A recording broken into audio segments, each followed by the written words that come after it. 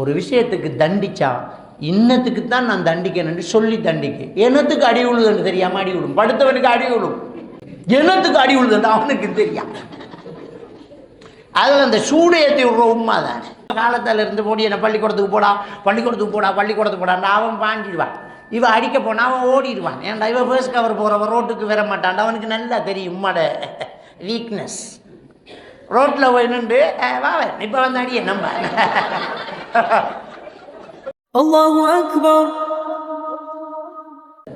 நிலை அவதானிக்கப்படக்கூடியதாகத்தான் இருக்கிறது. அதனால் இந்த தலைப்பு பேசப்பட வேண்டிய ஒரு தலைப்பு.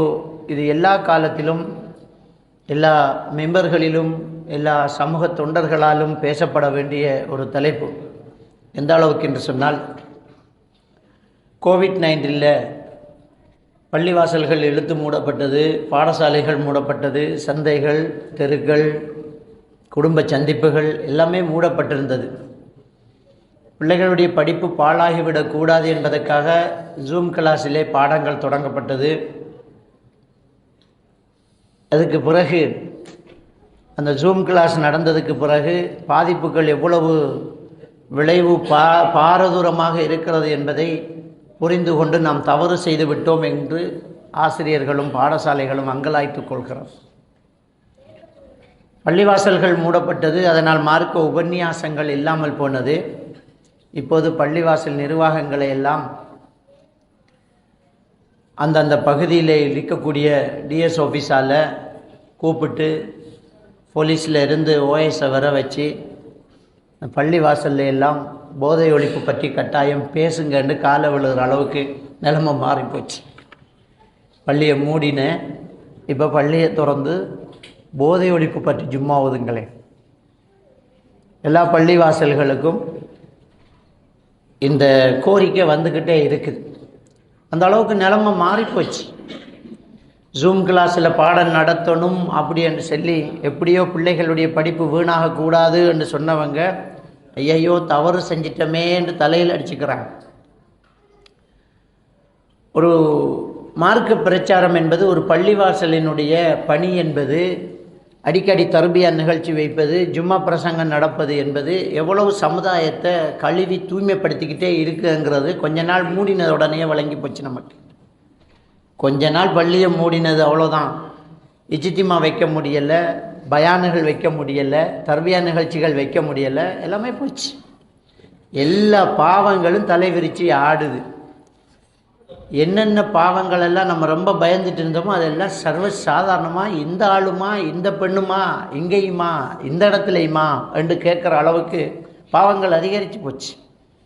அப்போ இப்படியான இஜ்திமாக்கள் அடிக்கடி வைக்கிறதுங்கிறது எவ்வளவு தேவை அப்படிங்கிறத இந்த சமூகம் உணர்ந்து போச்சு. இப்போ நமக்கெல்லாம் மனசு எங்கேயாவது ஒரு பழையபடி ஒரு இஜ்திமா வைக்க மாட்டாங்களா, எல்லாரும் அப்படியே ஒன்றா போய் இருந்து கேட்டுட்டு வர ஆசையாக இருக்குன்னு சொல்கிற அளவுக்கு நிகழ்ச்சிகள் இல்லாமல் போச்சு. இப்போ தான் கொஞ்சம் கொஞ்சமாக இந்த இஜ்திமாக்கள் நடக்குது. இப்போ இந்த ஊரில் ஒரு இஜ்திமா நடக்கணுன்னா போண்டப்பா எவ்வளோ நாளாக போச்சு. அப்படியே போய் இருந்து ஒரு பயான் கேட்டு குடும்பத்தோடு போய் இருந்து ஒரு நிகழ்ச்சி கேட்டு எவ்வளவு நாளாக போச்சு அப்படின்னு கேட்குற அளவுக்கு இன்றைக்கி மனசெல்லாம் அப்படியே அதன் பக்கம் தேவைப்படுது. ஏன்னா அந்த அளவுக்கு கஷ்டமாக இருக்குது. மனசு அப்படியே இறுகி போச்சு. ரொம்ப ஒரு மனசுடைஞ்ச நிலையில் நம்மெல்லாம் இருக்கிறோம். காலையில் எழுந்ததுலேருந்து தூங்கும் வரைக்கும் கேள்விப்படுற விஷயங்கள் எல்லாம் ரொம்ப ரொம்ப கவலைக்குரிய ஒரு விடயமாகி, என்னப்பா நடக்குது உலகத்தில், யார் என்ன செஞ்சுக்கிட்டு இருக்கிறாங்க, பேரண்ட்ஸ் என்ன செஞ்சுக்கிட்டு இருக்கிறாங்க, அதிகாரிகள் என்ன செஞ்சுட்டு இருக்கிறாங்க, ஊர் மக்கள் என்னத்தை பார்த்துக்கிட்டு இருக்கிறாங்க, என்ன நடக்குது அப்படின்னு சொல்கிற அளவுக்கு இன்றைக்கி பாவங்கள் கடுமையாயிட்டு இருக்குது. நபிகள் நாயகம் ஸல்லல்லாஹு அலைஹி வஸல்லம் அவர்கள் சொன்ன அந்த கியாமத்து நாள் நெருங்கக்கூடிய அந்த முன்னறிவிப்புகள் இன்றைக்கு சர்வசாதாரணமாக நடந்துக்கிட்டு இருக்குது. பாவங்கள் அதிகரிக்குது. விபச்சாரங்கள் ரொம்ப அதிகரிச்சுக்கிட்டே இருக்குமா. வீதியோரங்களில் விபச்சாரம் நடக்கும். அந்த காலத்தில் இருக்கிற நல்லவர் என்ன செய்வார் தெரியுமா, என்னப்பா வீதியில் கொஞ்சம் ஓரமாக இருக்கக்கூடாதான்னு சொல்லுவார். அவர் செய்கிற தவா அன்னைக்கு அவ்வளோதான் முடியும். அதெல்லாம் தடுக்க முடியாது. ஓரமாக போங்கப்பான்னு சொல்கிறது தான் முடியும். அந்த அளவுக்கு பாவங்கள் அதிகரிக்கும், கொலைகள் அதிகரிக்கும். அகால மரணங்கள் அதிகரிக்கும். எல்லாமே நடந்துக்கிட்டு இருக்குது. எப்போ பார்த்தாலும் திடீர்னு நீங்கள் முதல் இருந்த காலத்துக்கு இப்போ உள்ள காலத்துக்கு உங்களுடைய மையவாடியை போய் பார்த்தா தெரியும் எத்தனை புது மையத்துக்கள் அடக்கப்பட்டுக்கிட்டு இருக்கு. ஒரே ஒரு மாதத்துக்குள்ளே ஒரு ஒரு ஒரு ஒரு 40க்கு 40 இடம் நிரம்பி போகுது ஒரு மாதத்தில். அந்த அளவுக்கு ஒவ்வொரு ஊருடைய மரண விகிதங்கள் அதிகரிச்சுக்கிட்டு இருக்குது. அகால மரணங்கள் சும்மா மகரிபு காய்ச்சிட்டு இருந்துட்டு போகிறார், காலையில் மௌத்தாமண்டு கேள்வி வருது. அப்போ இப்படியெல்லாம் நடந்துக்கிட்டு இருக்குது. நமக்குள்ள ஒரு பெரிய ஒரு மாற்றம் தேவைப்படுது. அதனால் இந்த சூழலில் இந்த பாவங்களை தடுக்கிறதுக்கு பெற்றோர்கள் பிள்ளைகள் விஷயத்தில் எடுக்க வேண்டிய கவனங்களும், பெற்றோர்கள் தங்களுடைய விஷயத்தில் எடுக்க வேண்டிய சில கவனங்களையும் சில அவதானங்களையும் தான் இன்றைய இந்த தலைப்பில் நான் உள்ளடக்க போகிறேன். முழுக்க இந்த தலைப்பில் நான் உங்களுக்கு தரக்கூடிய தகவல் எல்லாம் நாட்டில் ஊரில் நடக்கிற விஷயங்களை தான் நான் சொல்ல போகிறேன். ஏன்னா எல்லாமே நம்மக்கிட்ட தேடி வரும். மருத்துவ ரீதியாக மருந்து செய்கிறதுக்கும் சைக்காலஜிக்கல் ரீதியாக உளவியல் ஆலோசனைகளுக்கும் தேடி வருது. அப்போ எங்கே எல்லாம் என்னெல்லாம் நடக்குதுங்கிறது நமக்கு தெரியுது. ரொம்ப ஒரு கவலைக்குரிய ஒரு விடயமாக இருக்குது. அதனால் என்ன நடந்துக்கிட்டு இருக்குது, என்ன காரணம் அப்படிங்கிறத நம்ம இன்றைய தலைப்பில் நம்ம பார்க்க போகிறோம். முதல்ல ஒரு விஷயத்தை நம்ம பார்க்கணும். என்னன்னு சொன்னால், இப்போ பேரண்ட்ஸ் பிள்ளைகளை திருத்தணும், பிள்ளைகளை ஒரு நல்ல ஒரு வழிமுறைக்கு கொண்டு வரணும் அப்படிங்கிறது தான் இந்த தலைப்புடைய நோக்கம் என்று நீங்கள் நினச்சிட்டு இருப்பீங்க. அதுதான் நோக்கம். அது அரைவாசிக்கு பிறகு தான் அதை பேசுவேன் நான். ஏன்னா பானையில் இருந்தால் தான் அகப்பையில் வரும். முதல் பானையை சரியாக்கணும், பேரண்ட்ஸு சரியாக இருக்கணும், தாய் தகப்பன் நல்லா இருக்கணும். நம்ம என்ன சூழலில் இருக்கிறோம், என்ன நடந்துக்கிட்டு இருக்குது, அவன் பாவம், அந்த பிள்ளைகள் பாவம், அந்த பிள்ளைகள் என்ன சூழலில் இருந்து வளருது அப்படிங்கிறத நம்ம முதல்ல பார்க்கணும்.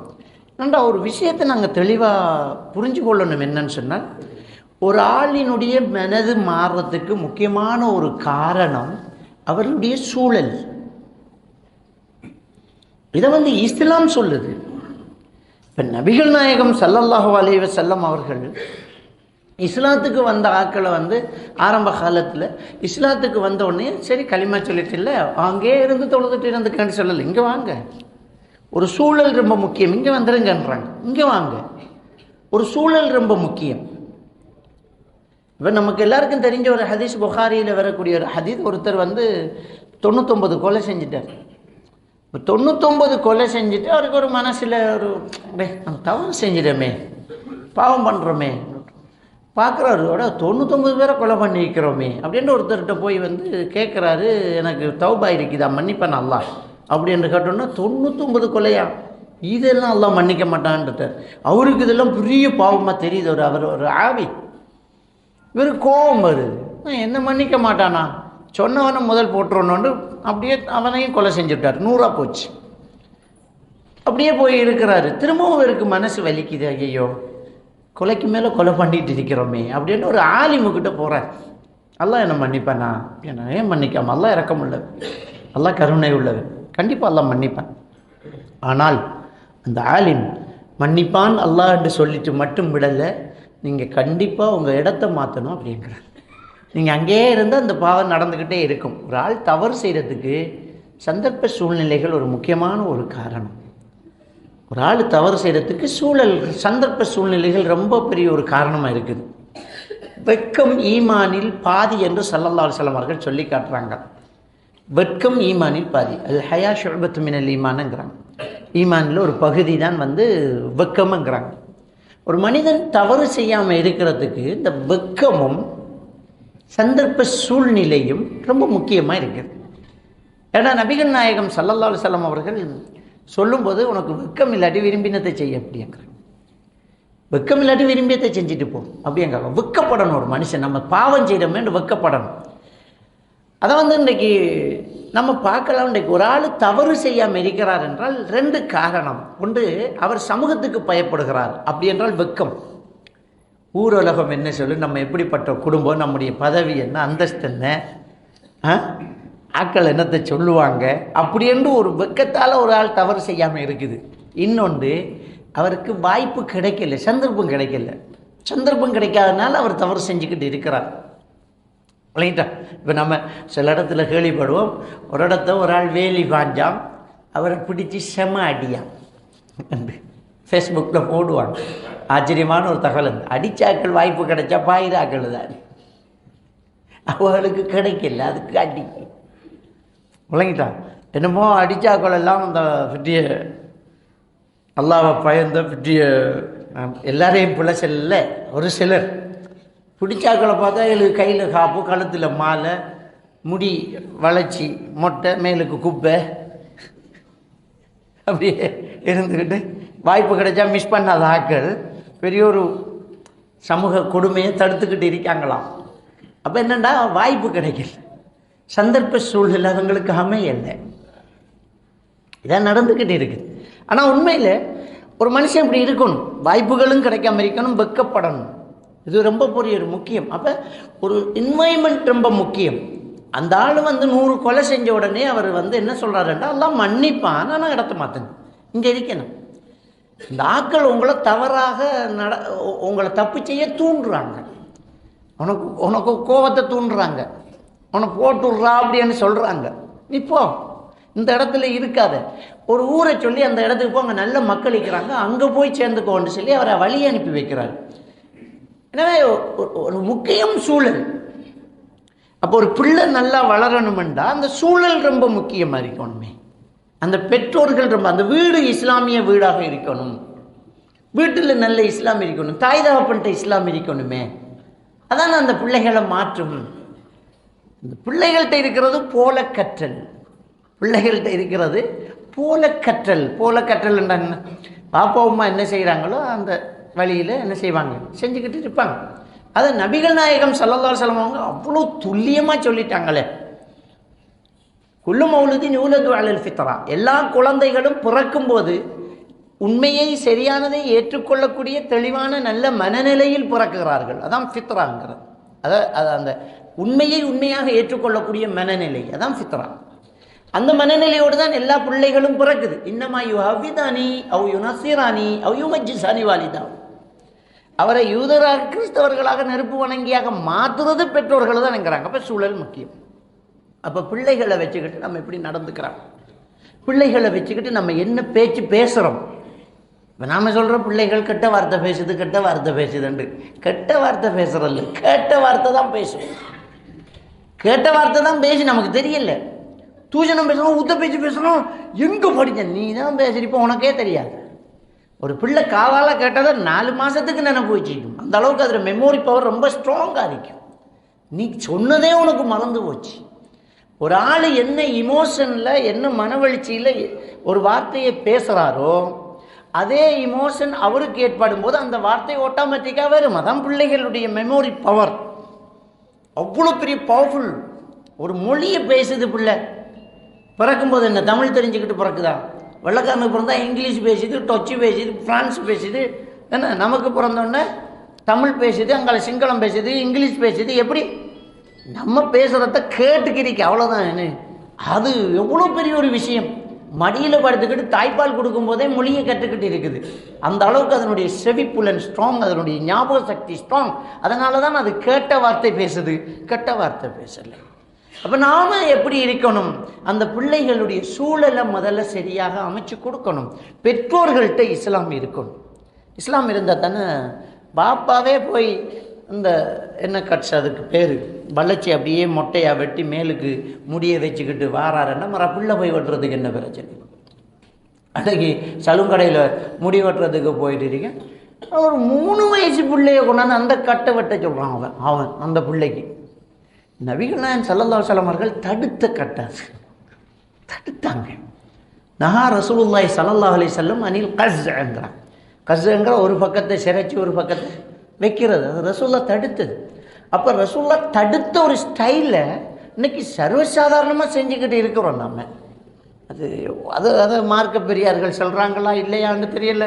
பாப்பாவும் அப்படித்தான், பிள்ளைகளும் அப்படித்தான், குடும்பமும் அப்படித்தான்டா. அது எப்படி, அது அனுமதி இல்லையே. அது செஞ்சுக்கிட்டு இருக்கிறோம். அப்போ சூழல் எப்படி மாறும்? நாமளும் அப்படி செஞ்சால் பாங்கு சொல்லும்போது நாமளே டிவியில் உட்கார்ந்துக்கிட்டு இருந்தால், நம்ம வீட்டில் அலாதியாக கதைச்சிக்கிட்டு இருந்தால் அவன் எப்படி பள்ளிக்கு போவான்? அந்த பிள்ளைகள் வளரும் போதே பாங்கு சொன்னால் பாப்பா பள்ளிக்கு எழும்பிட்டு போவார், நேரம் வந்தால் உம்மா எழும்பி முசல்லாக்கு போவாங்கிறது அந்த பெண் பிள்ளைகளுக்கு தெரியணும். பாப்பா பள்ளிக்கு போவார் எப்படிங்கிறது அந்த ஆம்பளை பிள்ளைகளுக்கு தெரியணும். அப்போ அதுக்கு தொழுகை ஒரு கஷ்டம் இல்லை. இன்னைக்கு என்ன சூழ்நிலை? தொழுகிறான் இல்லை, இவன் தொழுகிறான் இல்லை, அவனுக்கு தொழுகை கஷ்டமாக இருக்கு. ஏனென்றா தொழுகையை நாம் ஈஸியாக காட்டல்ல. தொழுகைங்கிறது ஒரு சிம்பிள் ஆக்கல்ல. நாம் இப்போ நபிகள் நாயகம் ஸல்லல்லாஹு அலைஹி வஸல்லம் அவர்கள் என்ன சொன்னாங்க? நம்ம எல்லாரும் ஹதீஸை கேட்குறோம். 7 வயதில் தொழுகையை கொண்டு ஏவுங்கள், 10 வயதில் தொழுகையை கொண்டு அடியுங்கள். அந்த அடி மட்டும்தான் நமக்கு தெரியுது. அடிக்க சொன்ன ஆரம்பத்திலேயே இல்லையே. 7ல் சொல்லி, 8ல் சொல்லி, 9ல் சொல்லி, 10ல் அடி என்றால் 3 வருஷம் சொல்லி கேட்காம இருக்குமா நம்மட பிள்ளை? கேட்காம இருக்காது. அப்போ அடிக்கிற வேலை இருக்காது. அடிக்கிற வேலைங்கிறது ஒன்று இருக்காது. அப்படியே இருந்தால் அடிச்சுத்தான் செய்யணும்ன்றா செஞ்சே ஆகணும். அப்போ இந்த ஒரு லட்சத்தில் ஒன்று தான் அடி வாங்குகிற பிள்ளையாக வரும். ஏன்னாண்டா 7 வயசில் சொல்லி, 8 வயசில் சொல்லி, வருஷக்கணக்காக சொல்லி, வேறு காலத்தால் சொல்லி பின்னரம் அடி இல்லை. ஒரு வருஷத்துக்கு சொல்லி 3 வருஷத்துக்கு செல்லும். அப்போ ஒரு வருஷத்துக்கு 365 நாள்னா 365 தர 5. அப்போ பாருங்கள், 1500 வக்துக்கு மேலே போகுது. அவ்வளோ நாளைக்கு சொல்லணும். மகரிக்கு சொல்லணும், மர ஐஷாவுக்கு சொல்லணும், சுபவுக்கு சொல்லணும், மர லோருக்கு சொல்லணும், அசருக்கு சொல்லணும். சில பேரன் சொல்லுவாங்க தொழுறான், ஆனால் ஒவ்வொரு நேரமும் தொலைச்சென்னா தான் தொழுவான். சொல்லு, அதானே நம்பி சொன்னது. சொல்லு, அதில் என்ன இருக்கு? அந்த வயசு அப்படி தான். ஆனால் 10 வயசு பிறகு தொலை சொல்லி தொலைப்படாது. அவனாக போய் தொழணும். ஆனால் கண்டிப்பாக தொழுவான். அப்போ பேரண்ட்ஸ் அந்த விஷயத்தில் கவனம் செலுத்தணும். பிள்ளை பிறந்து எழும்பி நடக்கிறதுக்கு முன்னையே எந்த மொண்டசரியில் சேர்க்குறேன்னு அப்ளிகேஷன் ஃபார்ம் எடுத்து வச்சாச்சு. ஏண்டா வார வருஷம் அது கொஞ்சம் இங்கிலீஷ் நேசரி ஃபார்ம் கிடைக்காது லேசில். இப்போவே யாரையாலும் பிடிச்சி ஃபார்ம் எடுக்கணுமெண்டு ஃபார்ம் எடுத்தாச்சு. நல்ல இங்கே உங்களோட பிள்ளைய விரும்பிட்ட நேசரில் சேருங்க, அது எவ்வளோ வேண்டாலும் கட்டுங்க, அதை பற்றி பிரச்சனை இல்லை. நான் கேட்குறேன், அதுக்கு எடுக்கிற அக்கறை மற்றதுக்கு எடுக்கலையே. ஏன்டா அது பொறுமை தெரியல. அந்த பிள்ளையுடைய தீனியத், அந்த பிள்ளையுடைய மார்க்கம் விஷயத்தில் நம்ம கவனம் செலுத்தலை, அவ்வளோதான். அது ரொம்ப முக்கியமாக இருக்கணும். பெற்றோர்கள் 2 விஷயத்தில் பிள்ளைகள்கிட்ட கவனமாக இருக்கணும். ஒன்று, நம்மக்கிட்ட சரியாக இருக்கணும். நாம் தொழுதான் பிள்ளை தொழும். நாம் நோன்பு வச்சா தான் பிள்ளை நோன்பு வைக்கும். நாம் பேசக்குள்ள மாஷா அல்லா போட்டு சுபஹான் அல்லா போட்டால் அந்த பிள்ளையும் பேசக்குள்ள மாஷா அல்லா சுபஹான் அல்லா போடும். நமக்கு ஆச்சரியம் வேண்டாம், பாய் அம்பெரும். என்னையால் ஒரு ஆச்சரியத்தை கண்டா அது நம்மளோட தமிழில் உள்ள ஒரு வழக்கம். ஒரு ஆச்சரியத்துக்கு தூஷணம் தான் பாருங்க. அப்போ நாம் அப்படி பேசினா பிள்ளையும் அப்படி தானே பேசுவேன். நாம் அப்படி பேசினா நாம் மாஷா அல்லான்னு சொல்கிறோம் இல்லையே. உமாவை தின்னுடா சொல்கிறேன். ஆச்சரியமான விஷயம்டா, உமாவை என்ன சாவடிக்கிறாய், உமாவை தின்னண்டா உமாவை அழிக்கிறாய், முடி கதை முடி. இது நோமல், அதை விடவும் பெருசு வரும். அது சொல்லிக்கொண்டா பள்ளியில் இன்னைக்கு. ஒரு ஆச்சரியம் வேண்டா உமாவை தின்னில்லை, அதுக்கு மேலேயும் பெரும். நான் சும்மா அதை குறைச்சி மினிமம் சொல்கிறேன். நான் ஆச்சரியத்துக்கு உமா அதை நல்லா பொடியணும், ஆச்சரியத்துக்கு உமாவை தின்னுண்டான்னு சொல்லுவேன். மாஷா அல்லான்னு சொல்லு, சுபஹான் அல்லான்னு சொல்லு, தபாரக்கல்லான்னு சொல்லுங்களேன். இல்லையே. அப்போ இல்லை, நாம் யாருக்கிட்டையாலும் கைச்சோடு போகல தேங்க்ஸ்ன்னா அவனும் தேங்க்ஸ் தான் சொல்ல. ஜஸாக்கல்லா ஹைராஜன்னா என்னையா? அவன் நினைக்கிற நாங்கள் கடும் இங்கிலீஷ். வெள்ளைக்காரன் ஜஸாக்கல்லா ஹைரா தான் சொல்கிறான். உங்களுக்கு தெரியா? யூரோப்பில் இருக்கிற வெள்ளைக்காரன் இங்கிலீஷ் பேசுகிறவன், அவன் அந்த இங்கிலீஷ் தாய்மொழியில் இருக்கிறவன் ஜஸாக்கல்லா ஹைரா தான் சொல்கிறான். இது 4 இங்கிலீஷை புறக்கி வச்சுக்க அவளுக்கு அதை விட்டுக்கை முன்னா வாவ்ங்கிறதும் தேங்க்ஸ்ங்கிறதும் எங்கே கண்டுபிடிச்சாங்கன்னு தெரியா? என்ன அழகான துவாக்கள் இருக்குது. அந்த துவாக்களை விட்டுப்பட்டு வாவ் என்ன வாவ் மாஷா அல்லான்னு சொல்லு. ஒரு ஆச்சரியத்தை கண்டோன்னா வாவ். இந்த ஸ்கூல் இந்த மதரசாவில் ஒஸ்தாது வாவை சொல்லி கொடுக்கப்படுற பாடு அது வேறாது. அந்த வாவு வராது, இந்த இங்கிலீஷ் வாவு வரும். வாவ் நமக்கிட்ட இருந்தால் தானே பிள்ளைகள்கிட்ட வரும். நாம் நல்லா இருந்தால் தானே பிள்ளைகள்கிட்ட வரும். ஸோ பேரண்ட்ஸ் நம்மக்கிட்ட வந்து இஸ்லாமிக்கும் நாம் டைமுக்கு தொழணும், நாம் வீட்டில் குர்ஆன் எடுத்து ஓதணும், நாம் தஹஜ்ஜுதுக்கு எழும்பணும், நாம் நல்ல வார்த்தைகள் பேசி பழகணும்.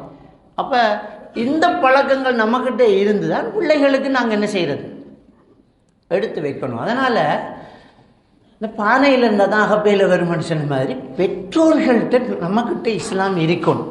நாம தொழுகையாளிகளாக இருக்கணும். அப்போ என்னத்தை கவனிக்கணும்னு தெரியுமா?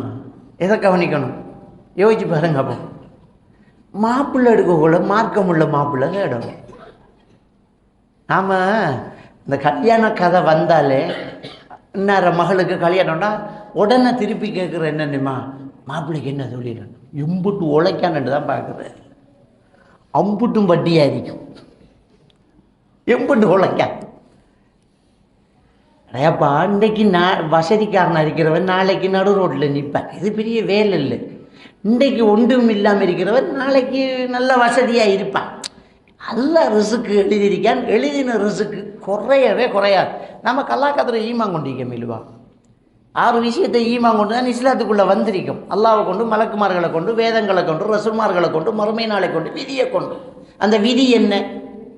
ஒமாமின் தாப்பத்தின் ஃபில்லர்து இல்லை அலல்லாஹி ரிசுக்குஹா. இந்த உலகத்தில் உள்ள ஒவ்வொரு உயிருக்கும் ரிசுக்கு பொறுப்பு அல்லாஹ் எடுத்துட்டான். இது விதி. நமக்கு ரிசுக்கு பொறுப்பு அல்லாஹ் எடுத்துட்டான். அது இணைஞ்சாலும் உனக்கு வெளியின்னு தான் கிடைக்கும். உனக்கிட்ட கோடி கோடியாக கொட்டி கிடந்தாலும் இன்றைக்கு உனக்கு ஒன்றும் இல்லாட்டி இறங்காது. தொண்டையை அடைச்சிரு, காய்ச்சல் திங்கொன்னா மாமா ஒரு கரண்டி ஏழாமனே சொல்லிடுவேன். ஏழானா உனக்கு எழுதில்லை போ. ஆனால் உனக்கு எழுதி இருந்தா கதவை தட்டி சகன் வந்து இறங்கும். வீட்டை கல்யாணம் வின்னாங்க நினச்சி பார்த்துருக்க மாட்டோம். நமக்கு வழியே இல்லாமல் இருக்கும். கோழி பொரியல் வந்து நிற்கும், ஆட்டுக்கறி வந்து நிற்கும். எப்படியாது எல்லாம் எழுதினது கிடைக்கும். அப்போ இந்த ஒரு நம்பிக்கை இல்லாமல் காசு மட்டும்தான் நம்ம பார்க்கமே தவிர மார்க்கத்தை பார்க்க மாட்டேங்கிறோம். அல்லாஹ்வுடைய தூதர் ஸல்லல்லாஹு அலைஹி வஸல்லம் அவங்க சொன்னது ஃபல்வர் பிதாத்தி தீன், மார்க்கம் உள்ளதை பார்த்து திருமணம் முடித்து வெற்றி பெற்றுக்கொண்டாங்க. இப்போ பொண்ணு எடுக்க போனால் அங்கே மார்க்கத்தை பார்க்குறல்ல, அவருக்கு பியூட்டியாக இருந்ததை பார்க்குறார். அல்லது அந்த குடும்பத்தில் கொஞ்சம் காசு பணம் எல்லாம் ட்ரிக்ஸ் சீதனம் எடுக்கிறல்ல. ஆனால் உள்ளது மறுபிள்ளை இருக்கிற இடத்த நல்ல தேவையில்லைன்றாலும் விதி அவருக்கு தானே. இது ஒரு பெரிய ஒரு தந்திரம். அது ஒன்றும் தேவை கொஞ்சம் பேர் டெம்பரியாக இருக்கிற 5 பிள்ளையாக பிறந்துடும். இன்னொன்று டெம்பரி தானே. அவர் நாங்கள் ஒன்றும் இல்லை, கொஞ்ச நாளைக்கு உங்களோட வீட்டை இருந்துக்கிட்டு வீட்டை கட்டிக்கு பீத்துருவேன் கல்யாணம் முடிச்சு எனக்கு கோல் எடுக்காங்க அசரத்து நீங்கள் அங்காவின்னு எழுதினு சீதனம் எடுக்கப்படாண்டு பயாமானி எழுதி விட்டா ஓ இன்னும் ஒழுங்குறாரு இல்லையே, போகிறாரு பிள்ளைக்கு மஞ்சா போச்சாண்டு. இப்படி வந்து ஊசும்புறான் அந்த காய்ச்சி இருக்கிற இடத்த கல்யாணம் பண்ணுறேன். அல்லது அவருக்கு கொஞ்சம் அழகா பனைமரத்தில் கிளி நடந்த மாதிரி நடந்திருப்பாள், அதுக்கு போய் கல்யாணத்தை பண்ணுறோம். மார்க்கம் இருக்காண்டு கேட்டால் இல்லை. அதுக்கு பிறகு தலையை சொரிஞ்சு அரைவாசி மொட்டையாக போய்த்துரும். என்னண்டா அழகு என்னத்துக்கு முடிஞ்சு, அழகு எல்லாம் அனுபவிச்சு முடிஞ்சு எல்லாம் முடிஞ்சு. இப்போ அவள் வாயை கிட்டொன்னா மெருக்கி வீட்டை தங்கொன்னா மெருக்கி கண்டுக்கிட்டு ஆயத்து குறிச்சி ஒதுக்கி பக்கத்தில் படுக்கிற பயமாக இருக்கு. ஒவ்வொருத்தருக்கும் பொண்டாட்டி பக்கத்தில் படுக்கக்கூடாது, ஆயத்து குறிச்சி ஒதுக்கி படுக்கிற அந்த அளவுக்கு நிலைமையாக போச்சு. அப்போ மார்க்கத்தை பார்த்து கல்யாணம் பண்ணியிருந்தா அப்போ ரசூலுல்லாஹி ஸல்லல்லாஹு அலைஹி வஸல்லம் அவங்க சொன்னது ஃபல்வர் பிதாத்தி தீன், மார்க்கம் உள்ளதை பார்த்து கல்யாணம் பண்ணி. அப்போ பாப்பா கிட்ட உமா கிட்ட மார்க்கம் இருந்தால் பிள்ளைக்கிட்ட மார்க்கம் பெறும். இப்போ நாம் செய்கிற தவறு என்னண்டா, மாப்பிள்ளை பார்க்கக்கொள்ள தொழிலை மட்டும் பார்க்கமே தவிர என்ன கொள்கை என்று தெரியும். அவனுக்கு பள்ளிக்குள்ளே என்ன கலர் பெயிண்ட்னு தெரியாமல் இருக்கு. உள்ளுக்கு போனால் தானே உள் கலர் தெரியும், இப்போ வெளி கலர் தான் தெரியுது. இங்கே வந்தது போனால் ஏசியும் போட்டிருக்கேன் என்ன பள்ளிக்குள்ளே தெரியும், இல்லாட்டி தெரியா. அப்போ முதல்ல அக்கீதா என்ன, சில ஆட்களுக்கு கல்யாணம் முடிச்சதுக்கு பிறகு தான் தெரியும் ஆள் ஷியாண்டு. எதுனா நடந்துட்டு நம்ம ஊர்லேயே நடந்துட்டேன். இந்த ஊர்லேருந்து எனக்கிட்ட ஒரு கேஸ் வந்துச்சு. கல்யாணம் முடிச்சு பிள்ளையும் பிறந்தது பிறகு தெரியும் ஆஜியார் ஷியாண்டு. இப்போ என்ன செய்ய, நான் என்ன டிவோர்ஸ் பண்ணுங்க, வேறு வழி இல்லை. பிள்ளை பாட்டுக்கு இருக்குமே, பிள்ளைய டிவோர்ஸ் பண்ண தேவையில்லையே, புரிஞ்சனை மட்டும் டிவோர்ஸ் பண்ணுங்க. ஏன்னா காவிரை வாழையெல்லாம் அது மாதிரி அத்வைதம் பேசுகிறாக்கள் எல்லாம் இருக்கானுங்கள். கல்யாணம் முடிச்சது பிறகுதான் தெரியும் அத்வைதம் உண்டு. எல்லா இடத்துலையும் அல்லா, எல்லாத்துலேயும் அல்லா, நானும் அல்லா, நீயும் அல்லா, சீனியும் அல்லா, பருப்பும் அல்லா, இறைச்சி மல்லான்னு சொல்லவெல்லாம் இருக்கான். எல்லாம் அல்லா, எல்லாத்துலேயும் அல்லாண்டு இந்த ஞானம் பேசுகிறவன் எல்லாம் இருக்கான். இந்த ஹிந்துக்கள் சரிய கிரிகை யோகம் ஞானம்னு சொல்ல மாதிரி ஷரியத்து தரிக்கத்து ஹக்கிக்கத்து மாறிவத்து பேசுகிறான். காக்கை குருவி எங்கள் ஜாதி நீள் கடலும் மலையும் எங்கள் கூட்டம் கேளிராட்டம் எங்கு நோக்கி நாம் அன்றி வேறு இல்லை என்று அத்வைதம் பேசுகிறான் அவன். கல்யாணம் முடிச்சதுக்கு போகிறோம். இதெல்லாம் எங்கேருந்து வந்துச்சு? கொள்கையை பாருங்க. முதல்ல அவன் எப்படிப்பட்டவனுங்கிறத பாருங்கள், மார்க்கத்தை பாருங்கள். அப்போ மார்க்கத்தை பார்த்து மார்க்கம் உள்ள மாப்பிள்ளையாக மார்க்கம் உள்ள பெண்ணாக கல்யாணம் பண்ணிக்கிட்டோம்டா இப்போ குடும்பத்தில் இஸ்லாம் இருக்கும். இப்போ நம் கல்யாணத்துக்கு ஒரு துவா என்ன? பாரக்கல்லாஹு லக்க ஓ பாரக்க அலைக்க ஓ ஜமா பைனக்கும் ஃபில் கைர், அதான துவா. அல்லாஹ் உங்களுக்கு அருள் செய்வானாக, உங்களை சூழவும் அல்லாஹ் அருள் செய்வானாக, உங்கள் ரெண்டு வரையும் நிலவில் ஒன்று சேர்த்து வைப்பானாக. நல்லதில் தான் புருஷன் பொண்டாட்டி ஒத்துமைப்படணும். ஒரு ஆள் காசு கொஞ்சம் தேவை காப்பத்தாகண்டு கேட்டோன்னா கொடுக்கப்படா காப்பா பொண்டாட்டி. புருஷன் கேட்காரண்டோடு கொடுக்குறா, இதுக்கு ஒத்து போப்படா. வித்து எடுன்னா அடகு வைக்க தர மாட்டேன் வட்டி என்று சண்டை பிடிக்கணும். நலவில் தான் ஒன்று சேர்க்கணும். கல்யாணத்துவாவே அதுதான், நலவில் தான் நீங்கள் ஒன்று சேரணும். பிரச்சனை படணும் எதில்? பாவத்தில் சண்டை தான். பொண்டாட்டி தவறு செஞ்சால் புருஷன் திருத்தணும், புருஷன் தவறு செஞ்சால் பொண்டாட்டி திருத்தணும். அப்போ தான் அந்த அடுத்தது அவங்களுடைய ஜெனரேஷன் அந்த இடத்துல நல்லா வளரும். அப்போ இதில் என்ன நடந்திருக்கு பாருங்கள். ஒரு வீட்டில் ஒரு தாய் தகப்பன்ட்ட இஸ்லாம் இருந்த தன்னை பிள்ளைக்கு இஸ்லாம் பண்ணாங்க. தாய் தகப்பனை சேர்த்து விடும்போதே இஸ்லாத்தை தேடி எடுக்கணும். நம்மளோட ஆக்கள் சொல்கிற என்னண்டா, நல்ல பொண் கொள்கை தான் அப்படி, ஆனால் திருத்தலாம். நீங்கள் திருத்துற ரசூலுல்லாவுக்கு சாச்சாவை திருத்தலாம் வச்சு நீங்கள் பொண்டாட்டியை திருத்துற. லூத்து நபிக்கு பொண்டாட்டியை திருத்தம்னா போய்த்து, நூஹு நபிக்கு மகனை திருத்தம்னா போய்த்து, ரசூலுல்லாவுக்கு சாச்சாவை திருத்தலாம் வச்சு உங்களுக்கு பொண்டாட்டியை திருத்தலாம், உங்களோட பொண்டாட்டிக்கு புருஷனை திருத்தலாம். என்ன இந்த திருந்துவார் அதை திருத்தலாம். அது சின்ன விஷயம். தொழுக மட்டும் இல்லையா, அது தொழுவார். மற்றது அந்த கல்யாணம் கட்டியவர்கள அவர் கொஞ்சம் அதை இதை பாவிக்கிற அது அதை விட்டுருவேன் நான். விட்டுருவார் அவர். நீங்கள் நம்பிக்கிட்டீங்க அவர் விடுவார். இதெல்லாம் கதை சரி வராது. கல்யாணம் பண்ணக்குள்ள சிகரெட்டு கொஞ்சம் குடிக்கிற விட்டுருவாருங்கிறது. விட்டாலும் அவனுக்கு பிரச்சனை வரக்குள்ள அதெல்லாம் போய் கை வைப்பான். விட்டான், ஆனால் இப்போ கொஞ்சம் டென்ஷன் அடிக்கின்ற அடிப்பான். இந்த தூள் அடித்து திருந்தினது அப்படி அவர் சொல்கிறது. திருந்தினா நல்லந்தான், திருந்தினு சொல்கிறது இருக்கே நம்ப இல்லாது. அப்போ இப்படி அந்த திருத்தெல்லாம் என்றெல்லாம் போப்படா. கரெக்டாக இருக்காரா, பள்ளிக்கு போகிறாரா, தொழுகிறாரா, மார்க்கம் இருக்கா, ஈமான் இஸ்லாம் இருக்காண்டு பார்த்து கல்யாணம் பண்ணிட்டோம்டா நாம் நல்ல ஒரு சூழலை அந்த வீட்டுக்குள்ளே உருவாக்கலாம். அப்போ அப்படி இருந்து பிள்ளைகளை நாங்கள் என்ன செய்யணும்? வளர்க்கணும். பிள்ளைகளை அந்த அடிப்படையில் நம்ம என்ன செய்யணும்? வளர்க்கணும். அப்போ ஃபஸ்ட்டு நமக்குள்ள அக்கீதா சரியாக இருக்கணும். மார்க்கம் இருக்கு, வேறு மார்க்கம் என்று இருக்கப்படா. நமக்கிட்ட அக்கீதா இருக்கணும். அதுக்குள்ளே நம்ம என்ன செய்யணும்? உருவாக்கும். இன்றைக்கி எந்த அளவுக்கு போகுதுன்னு சொன்னால், நேற்று கூட ஒரு பிள்ளையை கூட்டிகிட்டு வராங்க. ஒரு பெரிய படிப்பு நான் சொல்ல விரும்பல, ஊரையும் பேரை நம்மளுக்கு மகனம் தான், நம்முடைய ஏரியா தான். என்ன சொல்கிறாங்கன்னு சொன்னால், பெரிய டிவிகட்டான ஒரு பிள்ளை, பெரிய ஜொப்பில் இருக்குது அந்த பிள்ளை. ஒரு முஸ்லீம் இல்லாத ஒரு சகோதரர் கட்டினா அவரைத்தான் கட்டுவேன்னுட்டு நிற்கிது. அப்போ எப்பொழுது அந்த ஈமான் எப்படி இருக்குதுன்னு அவ இனி என்னெல்லாம் செய்யலாம செஞ்சு சொல்லி கிள்ளி பார்த்துட்டாங்க. ஒத்த முடிவு வேண்டாம். அவளுக்கு சட்டம் தெரியும். வயசு 21, 18 வயசுக்கு மேலே நீங்கள் என்ன கை வைக்கலாம். இது என்ற இஷ்டம். எனக்கு உம்மாவா பகாக்கா ஒன்றும் தேவை. எனக்கு அவன்தான் தேவை, எனக்கு அவன்தான் பெருசு ரெண்டுக்கிட்டு பிள்ளை நிற்கி கொண்டு வராங்க. கொஞ்சம் இதுக்கு ஒரு கவுன்சிலிங் கொடுங்க. மாஷா அல்லாஹ் மாறிட்டாள். நான் அவளுக்கிட்ட சொன்னது, சரி உனக்கு அவன் தேவை, சரி ஒரு விஷயத்தை யோசிப்பார். உனக்கு மட்டும் நீ புருஷனை தேடலை, உண்ட பிள்ளைகளுக்கு வாப்பாவை தேடுறாய். உண்ட பிள்ளையை எக்ஸப்ட் பண்ணுமா இப்படி ஒரு வாப்பாவை? எங்கள் வாப்பா முஸ்லீம் இல்லை, எங்களோட உம்மா முஸ்லீம், ஏற்றுக்கொள்ளுமா உண்ட பிள்ளை? அந்த பாயிண்டில் தான் அவன் நின்றான். நம்ம யோசிக்க மாட்டேங்கிறோம். அதுக்கு மதம் இல்லை, ஜாதி இல்லை, அதெல்லாம் அப்படி 4 கவிதையும் பாட்டையும் படத்தையும் எடுத்து பிடிச்சிக்கிட்டு நாம் குஃபுரில் இருக்கிறோம். நம்ம இஸ்லாத்தில் இருந்துக்கிட்டு இஸ்லாம் இல்லாத ஒன்றை கைப்பிடிச்சா நாம் பேருக்குத்தான் முஸ்லீம், நாம் முஸ்லீமே இல்லை, குஃபுரில் இருக்கிறோம். அது ஜினா, விபச்சாரம். சிகரெட்டு விற்கிறதே தனி கடைக்காரனே சுபவுக்கு கிராத்தோட ஆரம்பிக்க தொடக்கம் நல்லா இருக்கணும். இவட வாழ்க்கையே காதலும் கூத்தும். அதில் வேறு முஸ்லீம் காதலிச்சாலே விபச்சாரம், லவ் பண்ணினா அது ஆம்பளை போய் பொம்பளை லவ் பண்ணாலும் விபச்சாரம் தான், பொம்பளை போய் ஆம்பளை லவ் பண்ணாலும் விபச்சாரம் தான்.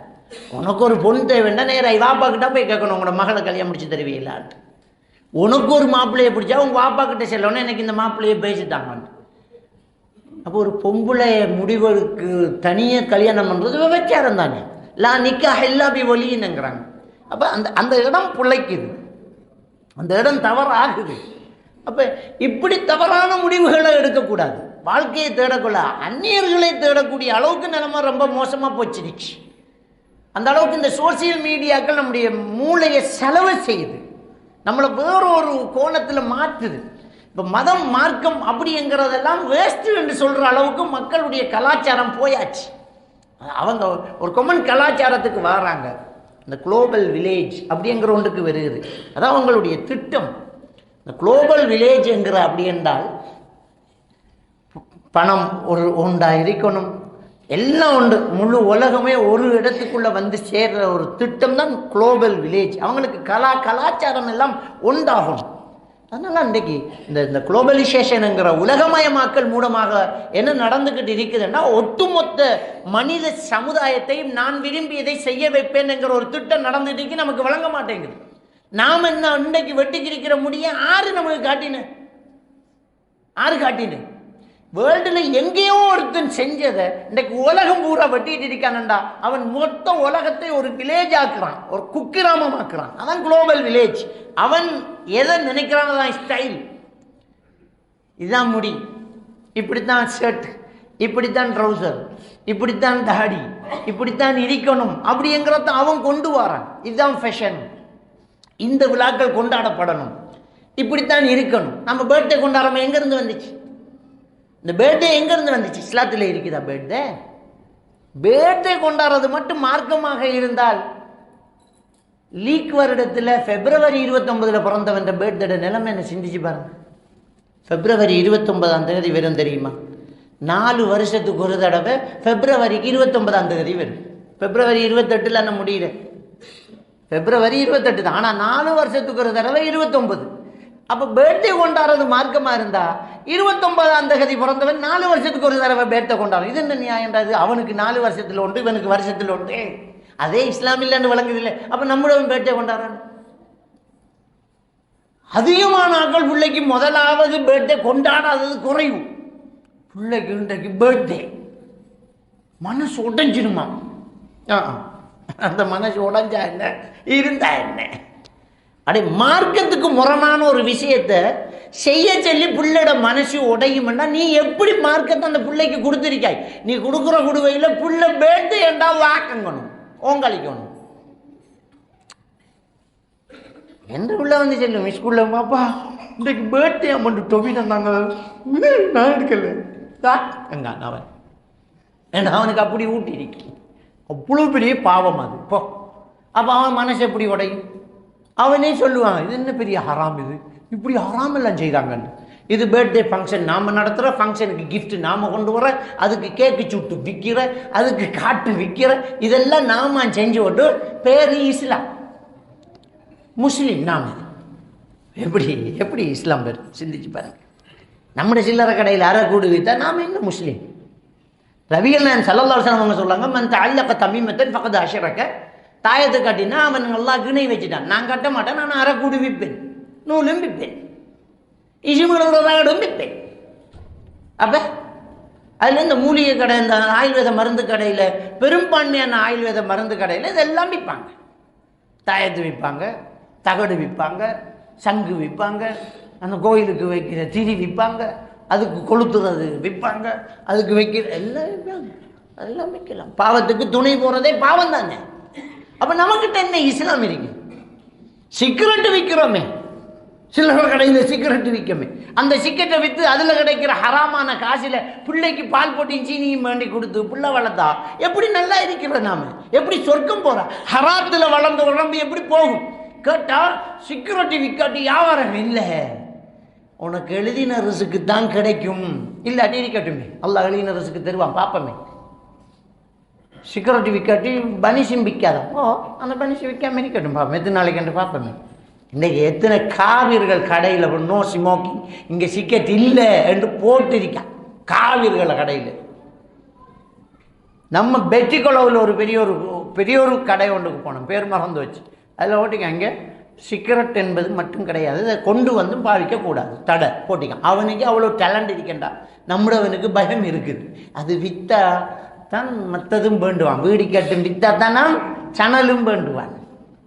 பேக்கு புரிகிற சணல் ஒன்றென்றால் வீடி கட்டும் இருக்கணும் வேண்டாம். அந்த வெள்ளாமல் கட்டுறவனுக்கெல்லாம் நெல் கட்டுறவனுக்கு வீடியும் கொடுக்கணும். வீடியில் சணல் இருக்கு, தேவையா இல்லை அடி போ சணல்னு ஆறாது ஆழ்மா. நாம் யோசிக்க மாட்டேங்கிறோம். நமக்குள்ள சரியான தீன், சரியான இஸ்லாம், சரியான ஒரு மார்க்கத்தில் ஒரு பிடிவாதம், ஒரு பிடிப்பு நமக்குள்ள சரியா இருந்தால் தான் நம்மளோட புள்ள வாப்பா உம்மாட அந்த உறுதியை டேலண்ட ஸ்ட்ராங்கை பார்க்கும். வாப்பா எப்படி ஸ்ட்ராங், உம்மா எப்படி ஸ்ட்ராங், வாப்பாட வாப்பா எப்படி இருக்காங்க, உம்மாப்பா எப்படி இருக்காங்க. இங்கெல்லாம் பலிக்காது. இது இந்த சின்ன சின்ன பாவங்கள் எல்லாம் நம்ம கணக்கெடுக்காம புள்ள வளர்த்தா புள்ளதான் வரைத்தான் போகும். நம்ம வீட்டுக்குள்ள இந்த சின்ன சின்ன பாவத்துக்கெல்லாம் இடம் வைக்கக்கூடாது. இந்த பர்த்டே, இந்த மீலாது, இந்த தாயத்து கட்டுறது, இந்த குறி சாத்திரம் பார்க்கறது, இந்த பாவமான காரியங்கள், இந்த தொழுகையை அசால்ட்டாக விடுறது, இதுகளுக்கெல்லாம் நம்மளோட வீட்டில் இடம் இல்லாமல் அந்த பிள்ளை வளர்ந்தா அந்த பிள்ளைய இன்னொருத்தன் டே அடிச்சு பாடுறா அப்படின்னு சொன்னோடனே அவனுக்கு அரசியல அடிக்கும். அது எதை செய்ய சொல்கிறோம் பாரு. நாங்கள்லாம் எங்களோட குடும்பத்தில் பர்த்டேயே கொண்டாடாமல் வளர்ந்த ஆக்கள். அந்த ஸ்ட்ராங் இருந்தால் நம்ம பிள்ளை ஒருத்தன் பலி கெடுக்கலாமா? இல்லை. ஆனால் நம்மகிட்ட தான் ஸ்ட்ராங் இல்லையே, செஞ்சு பார்ப்போமே, இல்லை என்ன இருக்கு அப்படின்ட்டு நம்ம என்ன செய்கிறோம், யோசிக்கிறோம். ஸோ பேரண்ட்ஸுக்கிட்ட சரியான இஸ்லாம், வீட்டுக்குள்ளே சரியான மார்க்கம் இருந்தால் பிள்ளைகளை நம்ம இப்போ பாதி தூரம் பாதுகாக்கிறதுக்கு தயார். அது முதல் நம்மக்கிட்ட இருக்கணும்.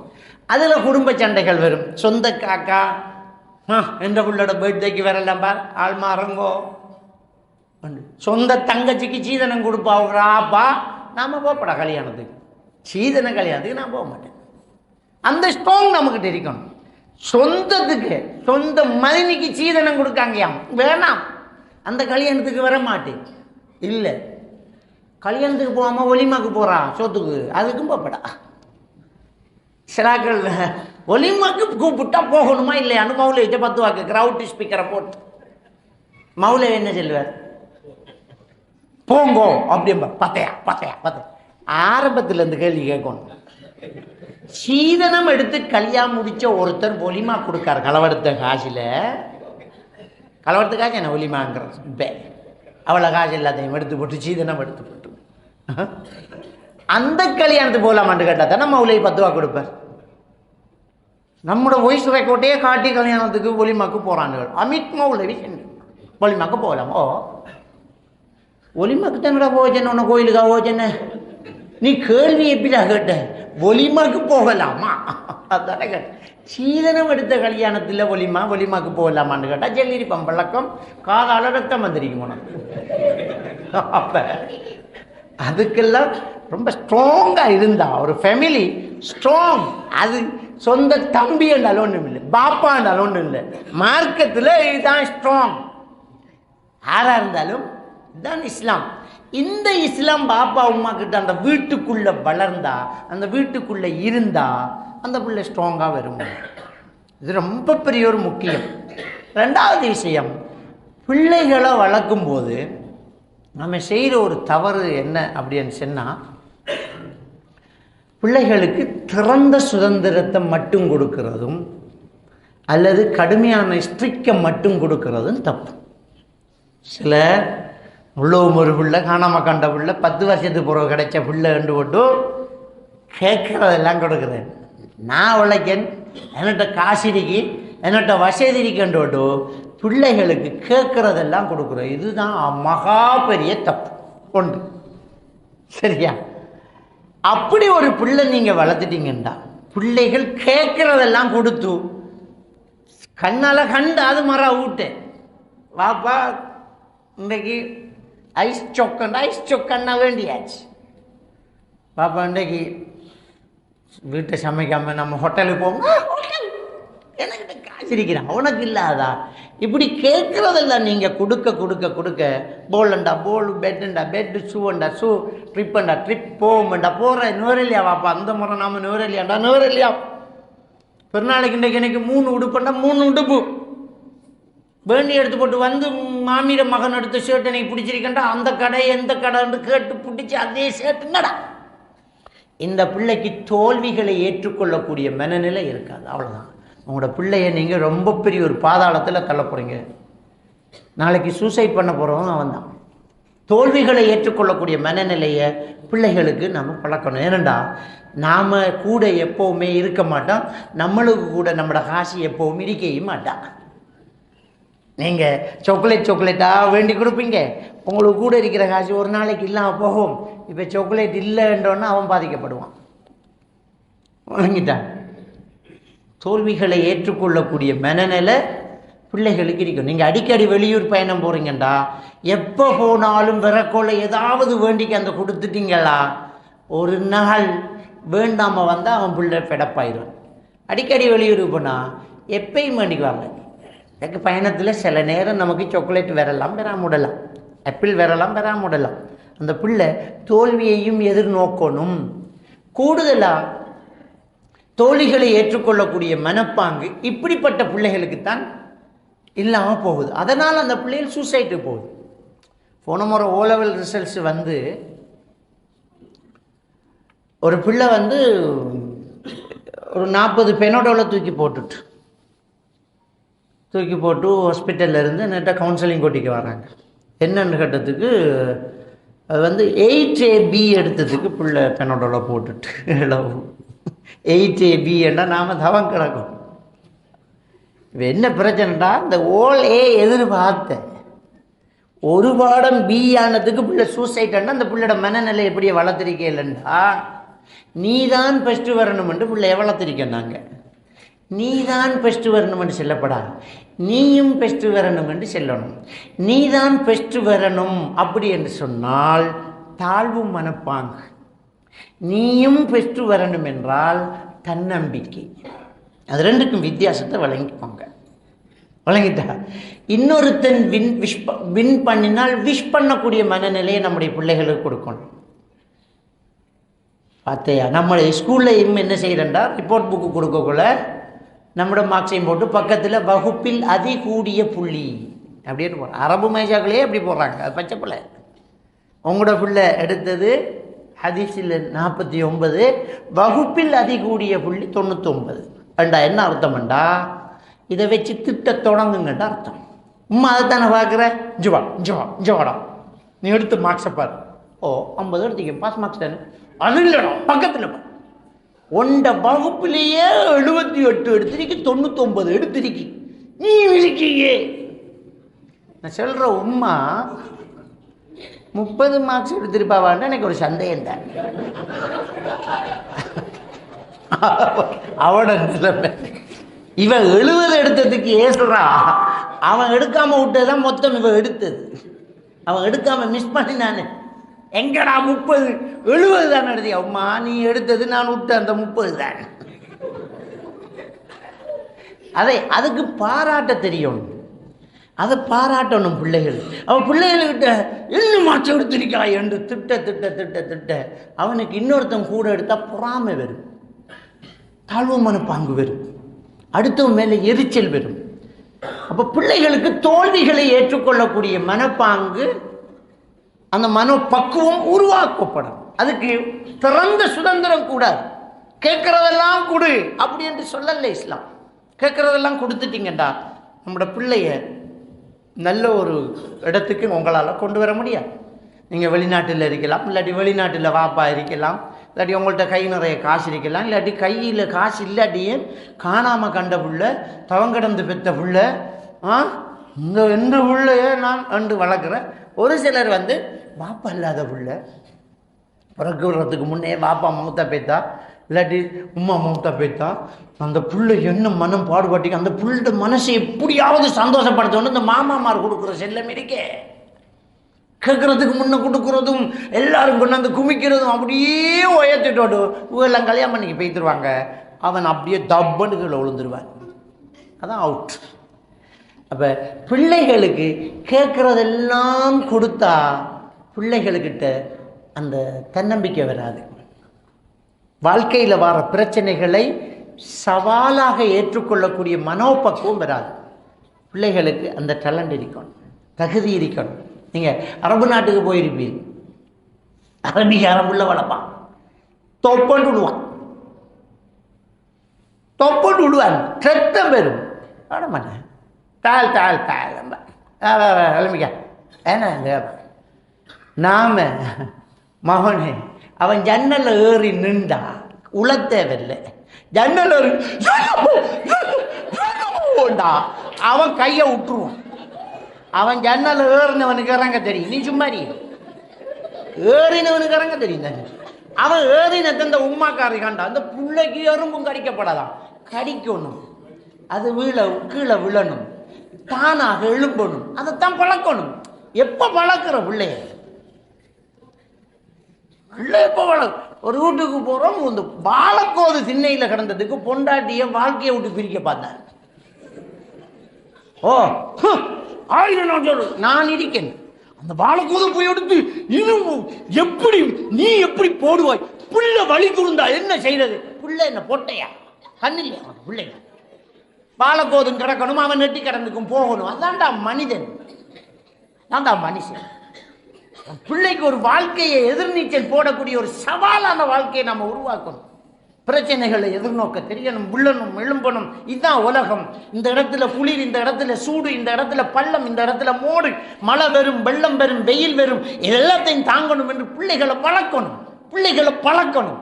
ஓ இன்றைக்கு பட்டணி இல்லை, கறி இல்லை, தண்ணியை குடிங்க, இதை பழக்கணுமே. பிள்ளைகளுக்கு தோல்விகளை ஏற்றுக்கொள்ளக்கூடிய மனப்பக்குவத்தை உருவாக்கணும். இல்லைமாக அது வேண்டித்தர இயலாது. இது உங்களுக்கு பொருத்தம் இல்லை, நம்முடைய கலாச்சாரத்துக்கு சரியில்லை, வாப்பா கிட்ட காசு இல்லை, வேணாம் இல்லைன்னு அடம் பிடிப்பான், விடிய விடிய கத்துவான். தொல்லை தாங்கும் நாம வேண்டி கொடுத்தீங்களா, அவன் அந்த அந்த டேர்னிங் பாயிண்டை பிடிப்பான். ரைட். அப்போ நாம் குப்பரா உளுந்து கொண்டு கத்தினா, பக்கத்து வீட்டையெல்லாம் திரும்பி பார்க்குற அளவுக்கு கத்தினா சாதிக்கலாம் அப்படிங்கிற ஒரு விஷயத்தை அவன் மைண்டில் எடுத்துடுவார். இனி நீங்கள் ஒன்றுங்களுக்கு இல்லை, அவனுக்கு இதுதான் வேலையை அடிக்கும். கத்துவான், கத்து நடிக்காமன் கடைக்காரனை தாட்டி கத்துறான்டா ஒரு மைலோ தாடா. 12 மணிக்கு கத்துவான், மைலோ தான் வேணும். உம்மா அங்கர்த்தியை தின்னாடா மைலோ போட்டு அங்கர், எனக்கு மைலோ வேணும் அப்படின்ட்டு கடை பூட்டிருக்கு. வெட்டக்கரை இங்கே பார், எல்லாரும் படுத்துட்டாங்க. நேரத்தை பார் 12 மணி, கடையெல்லாம் பூட்டி மகன் விடியக்குள்ள வேண்டித்தாரன். டேயம் மைலோ வேணும், அடிச்சு பார்ப்பாங்க. மைலோ வேணுமாம்மா, பாப்பா அடிப்பாவும்மா, அடிப்பாவும்மா, அடிப்பாவும், மைலோ வேணும் அப்படியம்மா. தொல்லை தாங்கொண்டாம கடைக்காரனுக்கு கோல் பண்ணி, அல்லாவுக்காக எனக்கு ஒரு மைலோ தாங்கும், இவன் படுக்க விடுறான்லட்டு வேண்டி கொடுத்தைய. அதுதான் நீங்கள் செய்கிற ஆகப்பெரிய தப்பு. அவுட். என்ன செய்யணும் தெரியுமா? மைலோ இல்லை, கத்துறாங்க. சரி அப்போ கத்துங்க. அந்த கதவை பூட்டி வச்சுட்டோன்னா அதை படுத்துவேன். அது விடிய கத்தி விடிஞ்சொலிம்பி கத்தினாலும் மைலோ இல்லைங்கிற தவறு உணர்ந்து சவுத்து நித்திர போய் எழும்பி முடிவெடுப்பார். அப்போ வாப்பா இல்லைண்டா கிடைக்காது என்ன என்ற ஒரு முடிவு எடுப்பார். வர அடுத்த அன்னைக்கு மைலோம்பார், இல்லை மகனண்டா. அப்போ சரி வாப்பா, அவனுக்கு தெரியும், பாப்பாவை தெரியும், உமாவை தெரியும். மவனே நீ விடிய கத்தினா இல்லை நம்மனே எங்களுக்கு நித்திர இல்லை, நீ உனக்கு பிரச்சனை இல்லை.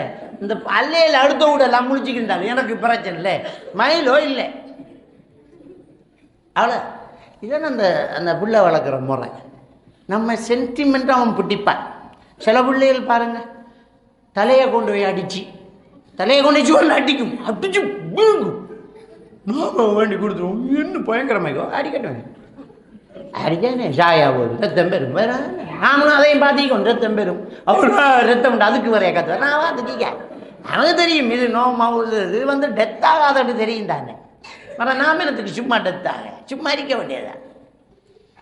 ஓவர் சுதந்திரம், உங்களோட பிள்ளைகளை உங்களால் கண்ட்ரோல் பண்ண இயலாத அளவுக்கு கொண்டு போய் விடும். அதே மாதிரி ரொம்ப ஸ்ட்ரிக்.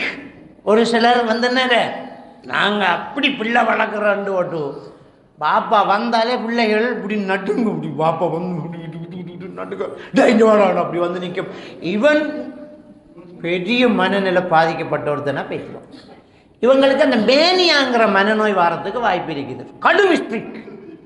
எடுத்ததுக்கு அடி, பாப்பா அடி, இல்லாட்டி உமா அடி, சரியான அடி, உசுமினா அடி, பயங்கர தண்டனை கொடுக்குறேன். சரியா குந்தண்டா குந்தும் அந்த பிள்ளை, நல்ல குந்தும். பார்த்தாலே விளங்கும். ஒரு சில ஆட்களை பார்த்தாலே அப்படி பயங்காட்டி பிள்ளைய வளர்ப்பாங்க. அப்படி ஓவர் ஸ்ட்ரிக். அதுவும் பிள்ளைகள், அந்த பிள்ளைகள் தான் கடுமையான வைலண்டாக மாறக்கூடிய பிள்ளைகள். அந்த ஆள் மனசில், அந்த பிள்ளையோட அன்கான்சியஸ் மைண்டில் தனக்கு ஏற்பட்ட பாதிப்பை எங்கேயாவது ஒரு இடத்துல பிரதிபலிக்க செய்யணுங்கிற ஒரு எண்ணம் உருவாகும். அதான் மேனியாங்கிறது. அவன் தான் அடிப்பான் பயங்கரமாக, அவன் தான் அடிப்பான். நம்ம ஸ்கூலில் கேட்போம் பிள்ளைகளுக்கிட்ட, நீ என்ன ஆக போகிறேன்னு கேட்போமே, என்ன ஆக போகிறேன்டா, அதான் நான் டாக்டர் ஆகணும், பெரும்பாலும் நான் பைலட் ஆகணும், நான் டாக்டர் ஆகணும், நான் இன்ஜினியர் ஆகணும், நான் டீச்சர் ஆகணும். ஒருத்தன் சொல்லுவேன் நான் ஆர்மி ஆகணும். அம்பேன் ஆர்மி ஆகணும்னு 10 பேர் சொன்னால் 8 பேர் கடுமையாக அடி வாங்குறாங்கன்னு அர்த்தம். அந்த 2 பேர் அந்த இந்த படங்களும் இந்த டிவியில் அந்த கேமுகளும் ஃபோனையும் பார்த்துட்டு ஆர்மியில் ஆசைப்பட்டு சொல்கிறவன் 2 பேர் இருப்பான். 8 பேர் திருப்பி அடிக்கணுமென்ற எண்ணத்தில் சொல்லுவான் நான் போலீஸ் ஆகணும், ஆர்மி ஆகணும்பா. அவனை எடுத்து தனி அந்த ஸ்கூல் கவுன்சிலர்கள் வந்து அப்படி தான் பார்ப்பாங்க. அவன் எடுத்து தனியாக அப்படி சொன்னால் கடும் தண்டனை நடந்துக்கிட்டு இருக்கு அந்த பிள்ளைக்கு, டார்ச்சர் கூடுது. அப்போ அவன் மனதில் இதை திருப்பி அடிக்கணுங்கிற எண்ணம், அதுக்கு அவன் ஆர்மி ஆகும், வில்லன் ஆகும், திருப்பி அடிக்கணும். ஒரு குறிப்பிட்ட காலத்துக்கு பிறகு பாப்பாவுக்கு திருப்பி என்ன ரெண்டு கேட்பாங்க.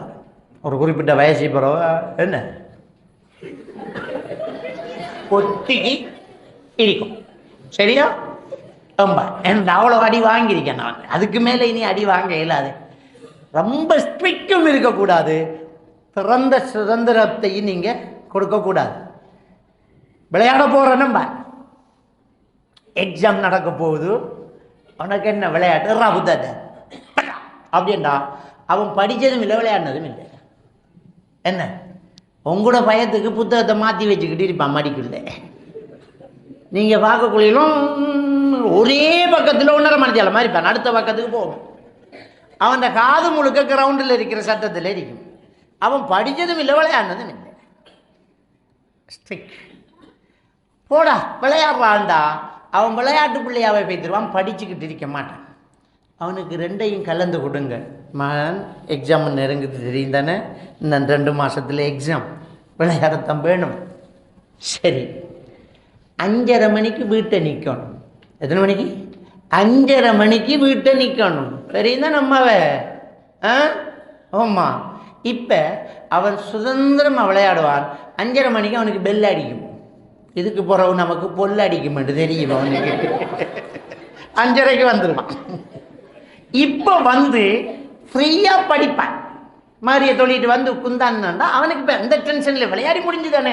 இப்போ புக்கில் நல்லா இறங்கி படிப்பான். இப்போ அவனுக்கு 2ம் செய்ய இயலும். விளையாட்டிலையும் வீரனாவான், படிப்பிலையும் திறமை உள்ளவன் ஆகுவான். களவுல விளையாடினா பெற்ற பிடிச்சிக்கிட்டு மோட்டர் பைக்கில் சத்தம் பெற அப்பா வந்து போல விட்டுருவான். அங்கேயும் அவுட். நீ பாப்பா தானே விட்டு மரணத்துக்கு அவன் பயப்படு, அடிப்பான், அடி 6 விளங்கிட்டான். அப்போ சுதந்திரமும் இருக்கணும், ஸ்ட்ரிக்கும் இருக்கணும், 2ம் கலந்திருக்கணும். தேவைப்பட்ட நேரத்தை தீர்மானிக்கிறது பெற்றோர்கள் சாய்ஸ். அப்போ பிள்ளைகளை வளர்க்கும் போது அந்த விஷயத்தில் கவனமாக இருக்கணும். ஆனால் மார்க்க விஷயத்தில் சுதந்திரம் இல்லை, ஸ்ட்ரிக்ட் தான். மார்க்க விஷயங்கள் இருக்குத்தானே, அதில் ஆசைப்படுறாய் அப்போ பாடு இன்றைக்கு சுபவு சொல்லாமல் அங்கே ஸ்ட்ரிக்ட் தான். மார்க்க விஷயத்தில் சுதந்திரம் எல்லாம் கிடையாது. அவன் ஆசைப்படுறான், ஒவ்வொரு வருஷமும் அவன் பேர்தே கொண்டாட கேட்குற, என்ன செய்கிற, ஒரு தடவை விடுவோம்ங்கிற சுதந்திரம் மார்க்கத்தில் கிடையாது. இந்த மார்க்கத்தில் மாற்றங்கள் கொண்டு வரப்படாது. அதுதான் அந்த மார்க்கம் என்கிறதே ஒரு அழகானது.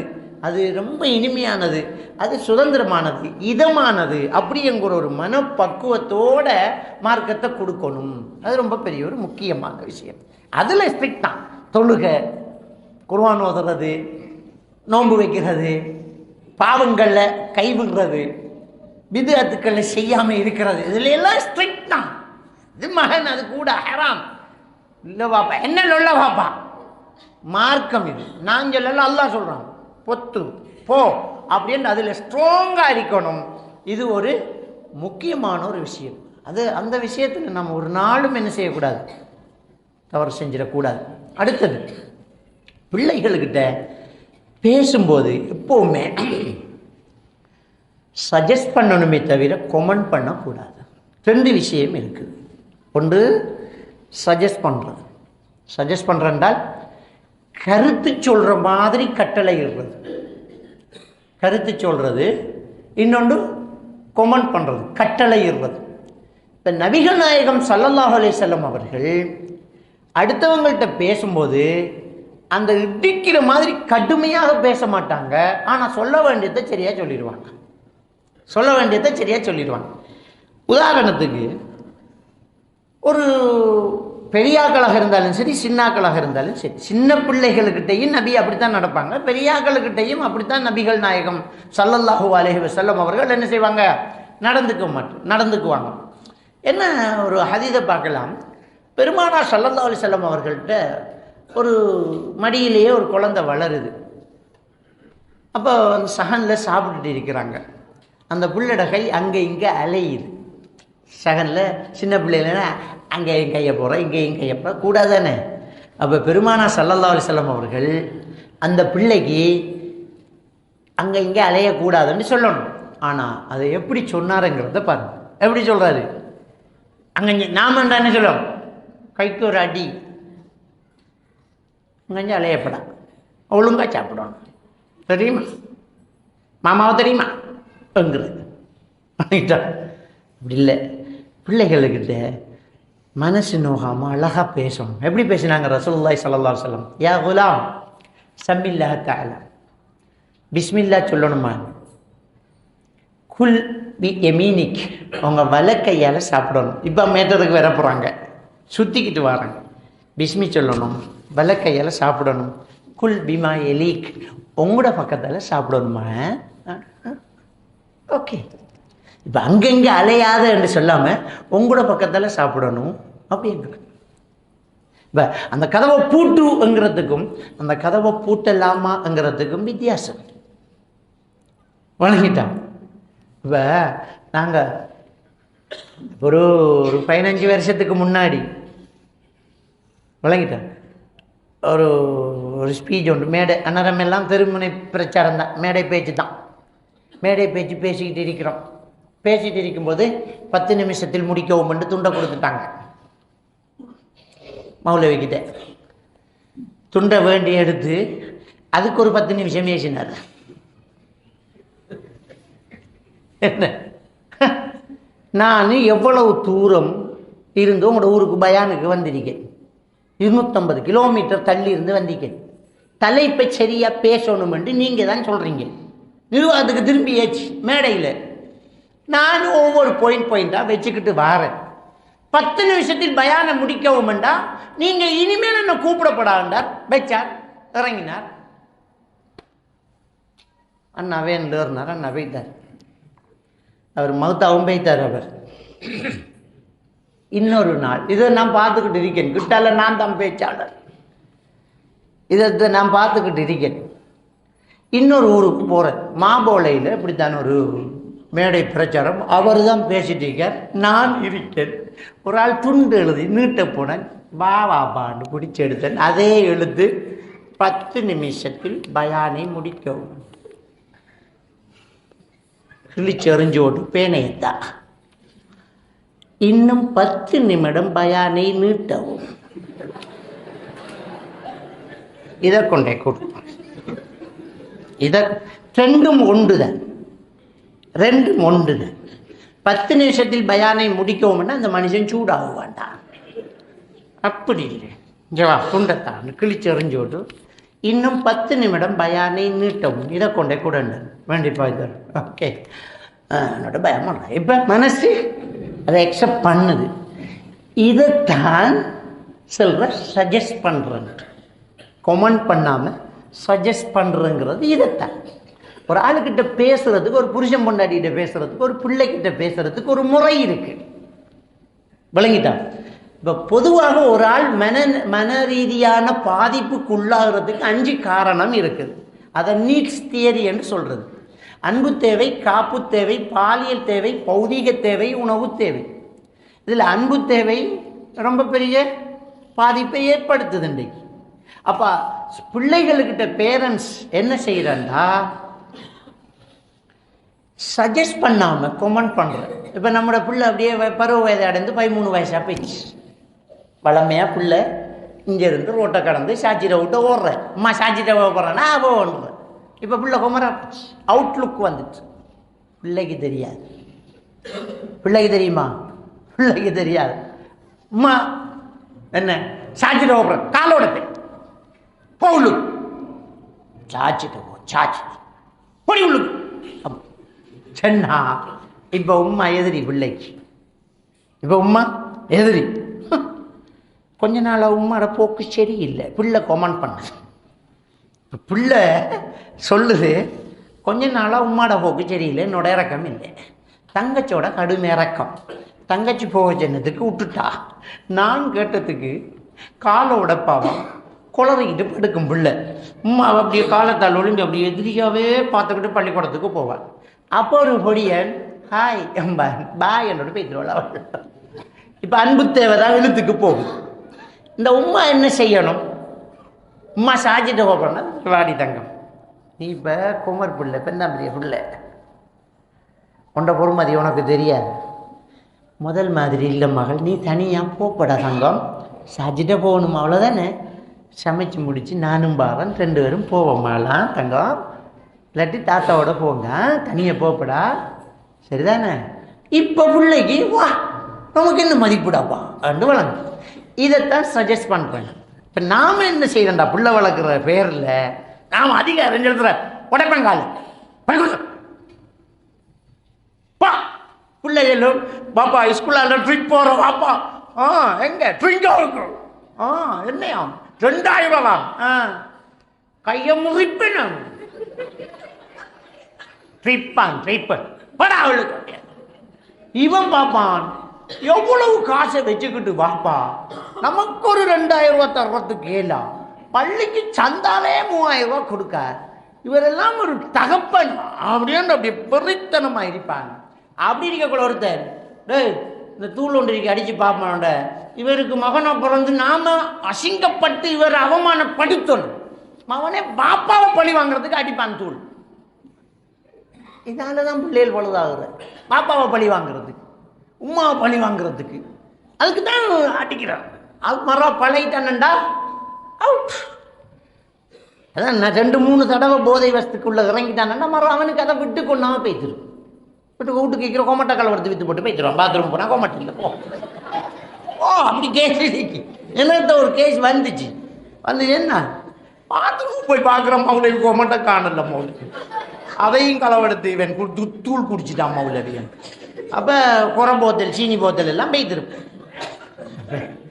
வாப்பா மகனை கூப்பிட்டு, மகன் எங்கே போகணும்? ட்ரிங்கோ போ, நாம் போவோம். காலம் கெட்டு கிடக்கு, ஒன்றை விட்டு பிரிஞ்சு என்னால் நிம்மதியாக இருக்கே இல்லாது. உன்னை கவனிக்காமல் விடுவாங்க, கடலில் குளிப்பாங்க, உனக்கு அப்படி இப்படிண்டா, என்னால் தாங்க இல்லைம்மா. ட்ரிங்கோவு தானம்மா போகணும். நாம் போவோம். பிள்ளை எல்லாத்தையும் இதை பாவிக்குங்களா, அதை இதை தரும். எனக்கு ஒன்று இலக்கையலாம் மகன்ட்டு அன்பைத்தான் சொல்லணும். அப்போ அவனுக்கு பாப்பா நம்மளோட எவ்வளோ இறக்கமாக இருக்கார் வாப்பா. இப்போ சரிதான், ட்ரிங்கோ தானே போகணுன்னா ஃபேமிலியோட போவோமே, அதை அப்படியே அழகாக சொல்லணும். நீ இவளோட போவாங்க, உனக்கு ரொட்டியும் தராமல் மறந்து போய் போவான்னு. நாம் அப்படி இல்லை, நாம் போய் இறங்கி ஹோட்டலில் திண்டு எடுத்துக்கு போய் நாம் உம்மா தங்கச்சி எல்லோரும் நாம் போய் குளிச்சு நான் வருவோம் மகன், போவோம், இந்த லீவுக்கு போவோம். ஓகே அப்படின்னா பிள்ளைக்கு ரைட் கிளியர். அப்போ பிள்ளைகளுக்கிட்ட பேசும்போது சஜஸ்ட் பண்ணுங்க, கோமன் பண்ணாதீங்க. ஒரு விஷயத்தை நீங்கள் இல்லைன்னு சொன்னால் காரணம் சொல்லுங்க. ஒரு விஷயத்துக்கு தண்டிச்சா இன்னத்துக்கு தான் நான் தண்டிக்கணும்னு சொல்லி தண்டிக்க. என்னத்துக்கு அடி விழுதுன்னு தெரியாமல் அடி விழும். படுத்தவனுக்கு அடி விழும். என்னத்துக்கு அடி விழுதுன்னு அவனுக்கு தெரியும். அதில் அந்த சூடு ஏற்றி விடுற உண்மை தானே. அந்த சூடு ஏற்றி விடுற அவன் காலத்தில் இருந்து போடி என்ன பள்ளிக்கூடத்துக்கு போடா பள்ளிக்கூடத்துக்கு போடான்னு அவன் பாஞ்சிடுவான். இவன் அடிக்க போனா அவன் ஓடிடுவான். ஏன்டா இவன் ஃபர்ஸ்ட் கவர் போகிறவன் ரோட்டுக்கு வர மாட்டான்டா. அவனுக்கு நல்லா தெரியும் உம்மோட வீக்னஸ். ரோட்டில் போய் நின்று வாவன் இப்போ வந்து அடிய நம்ம அவன் அந்த கேட்டு வரைக்கும் விரட்டிக்கு வந்து வாடா உள்ளுக்கம்பா அவன் அடி வாங்குறதுக்கு வருவானா நிற்பான். அதுக்கு ஒரு ட்ரிக்ஸ் இருக்கு. இப்படி புள்ள பாஞ்சா அதுக்கு ஒரு ட்ரிக்ஸ் இருக்கு. ஓடக்குள்ள செல்லணும் மகன். நீங்கள் ஓடினா 10 அடி, நின்றா 1 அடி, நீங்களே சாய்ஸ் பண்ணுங்க. நிற்ப அப்படி இல்லாமல் ஓடினா கட்டாயம் 10 அடி அன்றைக்கு அடித்து பாருங்க. இன்னொரு நாளைக்கு ஓட மாட்டேன். அது பொம்பளைகளுக்கு நான் சொல்கிற தகவல். சிரிச்சுக்கிட்டு இருக்கானுகள் ஐடியா சொன்ன மாதிரி இருக்கும். அதுக்கு தான் 10 அடி மாவனே. ஓடினா 10 அடி, நின்றா 1 அடி தான். ரைட். இப்போ இந்த கடுப்பில் இப்போ இருப்பா இவன் எதில் இன்றைக்கு இவன் ஸ்கூலுக்கு போகலை, பொருள் வாப்பா விரட்டும். நான் அடித்தா தானே நீ ஓடுற, வாப்பா விரட்டும் அப்படி வந்துட்டு அப்படியே கூட தலைக்குள்ளே இந்த பிரச்சனை மட்டும்தான். அந்த ஆளுக்கு 1000 பிரச்சனை. கடையில் பிஸ்னஸ் பிரச்சனை, காசு பிரச்சனை, கடன் பிரச்சனை, அப்படியே விரக்குள்ள மோட்டர் பைக்கில் ஒருத்தன் தட்டி விட்ட பிரச்சனை, டிராஃபிக் பிடிச்சி எழுதி விட்ட ஃபைன் பிரச்சனை, 1008 பிரச்சனையில் சும்மா கடுப்பாக வருவான். வந்தால் பொண்டாட்டி தான் ஆறுதல் படுத்தணும். இதுங்க இருக்கலாம் என்ன செய்யல அதில் வரேன் விட்டு போட்டு விடுங்கன்னு சொல்லி கூல் பண்ண வேண்டிய அவர் வார வாங்கோம்பா என்ன பிரச்சனை. அவன் தான் வாரானே, அவனை உள்ளுக்கு இருந்துக்கிட்டு வாங்கோ அப்படின்னா அவனுக்கு இனி அந்த ஏற்கனவே ஒரு 80 சூட்டில் வந்தவனுக்கு இப்போ 120 நீக்கி மீட்டர் வா. செருப்பை கலட்டாமல் செருப்பை உதறுவான். ஒன்று பூக்காண்டுக்கு ஒன்று படியில்லை. அப்படியே வந்து உள்ளுக்கு ஒன்றும் பேச மாட்டான்.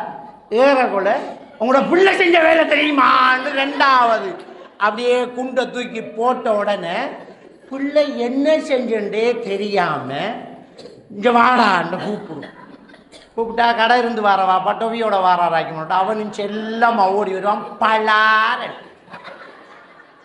6 இப்போ சூடு ஏற்றி விட்ட இவத ஏற்றி விட்டா சலாருன்னு. இப்போ அடுத்தது என்ன, அவ சூடாகுவான். என்ன மாட்டுக்கு அடிக்கிற மாதிரி அடிக்கணும். அவதான் எல்லாத்தையும் சூடேற்றி போட்டு பிள்ளைக்கு அடிக்கல, மாட்டுக்கு அடிக்கல, நான் மாட்டுக்கு அடிக்கிற மாதிரி அடிக்கிறேன்றோடனே மறுவா மாடு இப்படி தாண்டி அடிக்கிறேன் ஒரு அடி அங்கே அடித்து காலிக்கோட்டு வரைக்கும் பெய்திரும். என்ன நடந்த வாங்கோ என்று சொன்னது தான் பிரச்சனை.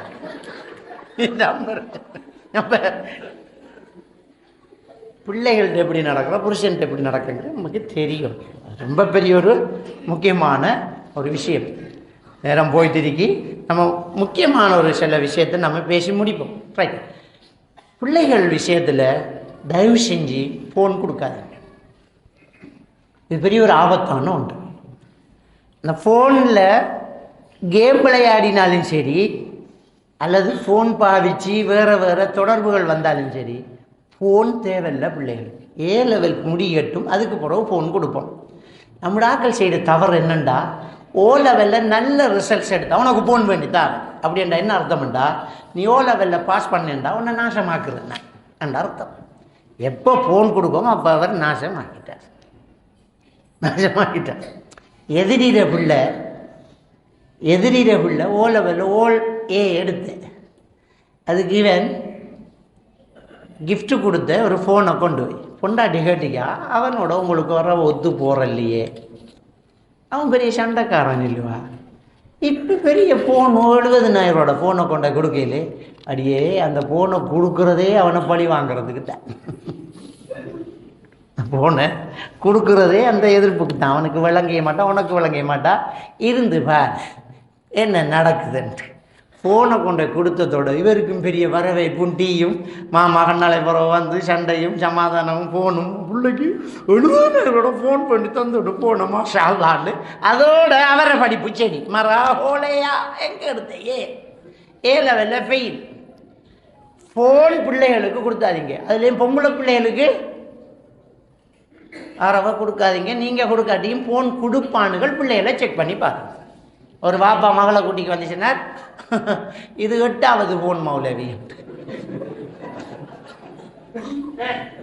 அவளுக்கிட்ட ஃபோன் தான் கொடுக்கானுகள் பொடியன்கள். வீட்டை சார்ஜ் பண்ணுறதும் இல்லை, எப்படி பேசுகிறாள்னு தெரியும். அவன் சார்ஜ் பண்ணி பெட்டி மாத்துறான், உங்களுக்கு தெரியா? ஸ்கூலுக்கு போகக்குள்ள பெட்டியை கொடுத்து விட்டுருவான். இந்த பெட்டியை கொடுத்து போட்டு அந்த பெட்டியை வேண்டி எடுப்பார். இந்த ஃபோன் கடையில் சில பொடியன்கள் ஃபோன் வேண்டக்குள்ள எக்ஸ்ட்ரா பெட்டி ஒன்று வேண்டுறானுங்கள்ன்றா அது பொம்பளை பிள்ளைக்கிட்டாங்க. எக்ஸ்ட்ரா பெட்டியும் ஒன்று அவுட் வழங்கிட்டான். அப்போ அந்த ஃபோனை நாம் கொடுக்க தேவையில்லை, அவனுகள் கொடுப்பானுகள். கவனம், பிள்ளைகளை கட்டாயம் நம்ம வாட்ச் பண்ணணும். பிள்ளைகளை ஃபோன் பழக்க போடாது, ஃபோன் எந்நேரம் கொடுக்க போடாது, அது பெரிய ஒரு ஆபத்து. அதில் இந்த பப்ஜி ஃப்ரீ ஃபயர் விளையாட்டுகள் இருக்குதானே, தெளிவான தெளிவான ஹராம். எப்படி ஹராம்? உருவப்படம் தானே பெரிய பாவம். அஷத்து அதாபன் யௌமல் கியாமன்னு சொன்னாங்க ஸல்லல்லாஹு அலைஹி வஸல்லம். மறுமையிலேயே கடுமையான தண்டனை யாருக்கு தெரியுமா? உருவப்படம் வரைகிறார்களுக்கு. அந்த உருவப்படத்தை திருடியில் வரைஞ்சது தான் கேம். பப்ஜி ஃப்ரீ ஃபயர் அது இது எல்லாமே. அவனை குனிய வச்சு, நிமிர வச்சு, ஓட வச்சு, குந்த வச்சு, கொல்ல வச்சு, எல்லாத்தையுமே நம்ம கையால் செய்கிறோம். அந்த உருவப்படத்தை இயக்குறோம் போல தாவனாலே சிம்ம விடுவான், பாவத்துக்கு துணை போகிறோம். அப்படி நம்ம செய்யக்கூடாது. அடுத்தது அதில் உள்ளதெல்லாம் நெகட்டிவ் தாட்ஸ். கொல்லு கொல்லு கொல்லு கொண்டு அடுத்தவனை சாவடி. எதுக்காக நீ அவனை சூட் பண்ணுற? அவன் அம்மா எழுத்தானா, தங்கச்சி எழுத்தானா, வாப்பாவை எழுத்தானா, என்ன செஞ்சதுக்கு அவனை நீ சாவாடிக்கிற? ஒன்றும் செய்யலை, சும்மா சாவடிக்கிறதுல அவ்வளோ சந்தோஷத்தை இந்த கேம் பிள்ளைகளுக்கு கொடுக்குது. மனசு கல்லாகி கரடு முரடாது. அப்போ பேனையால் குத்தாமல் இருப்பானா? அப்போ கையை விட்டாமல் இருப்பானா? என்ன செய்வான்? மனசில் இறக்க குணத்தை வளர்க்க வேண்டிய பிஞ்சி மனசில் கொல்லு என்கிற ஒரு விஷயத்தை சொல்லு என்கிறது தான் இந்த கேம். இந்த கேமை தான் செல்லு. அடுத்தது டைம் வேஸ்ட். அதில் உட்கார்ந்தா எல்லா தொழுகையும் out out out out out. டேய் பாப்பா வந்துடுவாரா, சமைக்கணுண்டா, கொச்சிக்கா வண்டிக்கு வாடாண்டு உம்மா கெஞ்சிவா. பொறுமா பொறுமா பொறுமா பொறுமா, இன்ன இன்ன இன்ன இன்ன இன்ன இன்னாண்டு பாப்பாவும் வந்துடுவார். கடைசி வரைக்கும் அவன் விஷயம் பெய்ய மாட்டான். பாப்பா ஃபோனை கேட்டால் உத்து ஒரு பார்வை ஒன்று பார்ப்பான். உழைட்டா ஒரு ஆள் வந்து பிள்ளைய கூட்டிக்கு வந்து கவுன்சிலிங் கூட்டிக்கு வந்தார். ஃபோனை இல்லைன்றதுக்கு மௌலவி இங்கே பாருங்க நடந்ததுண்டு ஃபோனில் காட்டினா ஜன்னல் எல்லாம் தூள். சோபா செட்டை கத்தியால் கிழிச்சு அப்படியே பிரட்டி வச்சிருக்கேன். என்னன்னு கேட்டு ஃபோனை இல்லைன்றதுக்கு இதெல்லாத்தையும் உடைச்சி போட்டேன். நீங்கள் கையை முதல் உடைச்சிருந்தா ஜன்னல் உடைஞ்சிருக்காதே. அவன் என்ன பார்க்க என்ன விழக்கூடாது கவுன்சிலிங் கண்டு கூட்டிக்காது இருந்தால் கையை உடைக்கிறதுக்கு ஐடியா கொடுக்குறேன்னடா. வேறு வழி இல்லைம்மா, உடைக்கணும். கடுமையாக துள்ளிக்கிட்டு பாப்பாவுக்கு எடுத்துக்கிட்டு ஜன்னல் ஒட்டச்சிட்டு கதவு கிட்டிக்காரடா அப்படியே பிடிச்சி உடைச்சி போட்டு போட்டால் அது கிடக்கும். மரம் ஒட்டிடும். அது கொஞ்சம் நாளைக்கு பேண்டேஜை போட்டால் உடைச்சி போட்டு போட்டுருவோம். நாம் இதில் எல்லாம் நோ எக்ஸ்கியூஸ். இந்த ஃபோனுக்கு பிள்ளைகள் எடிட் ஆகிட்டுண்டா பாப்பாவுக்கும் கழுத்தில் கத்தி வைக்கும், கொடுத்துடாதீங்க. அப்போ நாமளும் போன அளவுக்கு பாதிக்கணும். பிள்ளைகளுக்கிட்ட ஃபோன் கொடுக்கப்படா. ஆகப்பெரிய தப்பு ஜூம் கிளாஸ். இப்போ ஜூம் கிளாஸ் முடிஞ்சாலும் ஃபோன் முடிஞ்ச மாதிரி இல்லை. ஏனண்டா மாஸ்டர்மார் டீச்சர்மார் கோவிக்கப்படா. நீங்கள் நல்ல ஒரு லேசை கண்டுட்டீர்கள். எல்லாருக்கும் பிள்ளைகளுக்கு ஒரு வாட்ஸ்அப் குரூப்பை உருவாக்கி போட்டு ஒரு அசைன்மெண்ட்டாக டக்குன்னு அப்படி தட்டி விட்டுட்டு நாளைக்கு இந்த கணக்கை எல்லாரும் செஞ்சுக்குவாங்கங்கிறது. இவருக்கு வேலை மிச்சம். எப்படி வேலை மிச்சம்னா இவர் ரெடி பண்ணுறதும் இல்லை. டே மஜோன் இந்த 8ஆம் வகுப்புக்கு இந்த 2வது யூனிட்டில் ஒரு கேள்வி ஒன்று அனுப்பிவிட்றான் ஏண்டா. அவன் அந்த ஸ்கூலில் படித்து கொடுக்குறவன் இவருக்கு அனுப்பிவிடுவார். ஓகே இவர் அங்கால தட்டி விட்டுருவார். இதை நாளைக்கு எல்லோரும் செஞ்சுக்கானோடு படுத்துடுவார். வேலை மிச்சம். இப்போ பிள்ளைகள் எல்லாருக்கும் சார் கணக்கு அனுப்புவார், சார் கேள்வி அனுப்புவார், சார் அசைன்மெண்ட் அனுப்புவார் என்று உம்மாட போன பாப்பாட போன வேண்டி எடுத்து அசைன்மெண்ட்டும் செய்கிறது தான், அசாதாரண விஷயமும் செய்கிறது தான். இப்படி தான் பிள்ளைகள் பழுதாகுது. விளங்கிட்டா? நாங்கள் ஷேர் மார்க்கெட்டு செல்லணும், நேரடியாக படித்து கொடுங்க, நேரடியாக படித்து கொடுங்க என்று சொல்லுவோம். இல்லை பிள்ளைகள்கிட்ட ஃபோன் கொடுக்குறல, என்ற வாட்ஸ்அப்புக்கு அனுப்புங்க, நான் புரிந்தெடுத்து பிள்ளைட கையில் கொடுக்கணுன்னு சொல்லுவேன். சரிதானே? அதில் நான் ஒரு ஆளுக்கிட்ட சொன்னேன், நீங்கள் உங்களோட ஃபோனுக்கு எடுத்து பிள்ளைகளுக்கு கொடுங்கன்னு சொன்னேன். ஒரு கிழமை அவர ஃபோனுக்கு அனுப்பி டீச்சரை கூட்டிக்கு ஓடிட்டான் அவன்.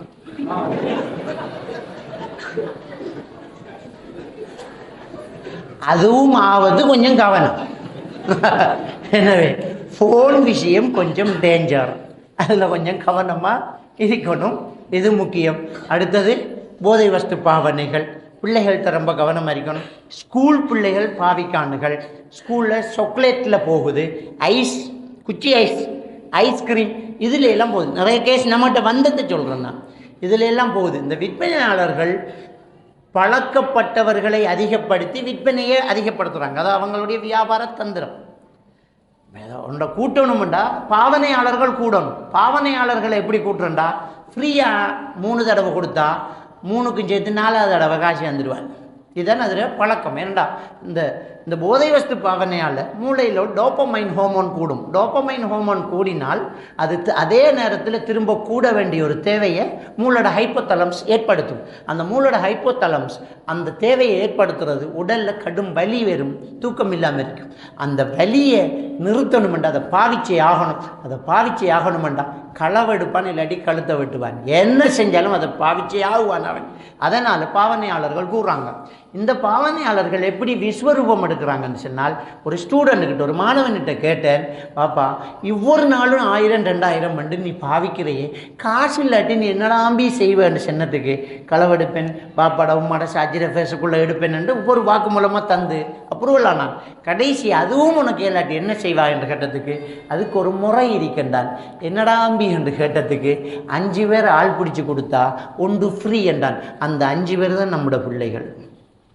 நாம் நினைக்கமே நம்மட பிள்ளை தங்கமண்டே, நம்மட பிள்ளை அவன் பிரைன் வாஷ் பண்ணுவான். அவனுக்கு காசு இல்லாட்டி அந்த கிளாஸில், அந்த தெருவில், அந்த அல்லையில், அந்த கிரவுண்டில், அந்த சுற்று வட்டாரத்தில் 5 பேர் ஆள் தேடுவான். அவன் அந்த 5 பேர் ஆள் தேடுவதற்கு அவன் மேக்சிமம் உசுரை விட்டு பாடுபடுவான்.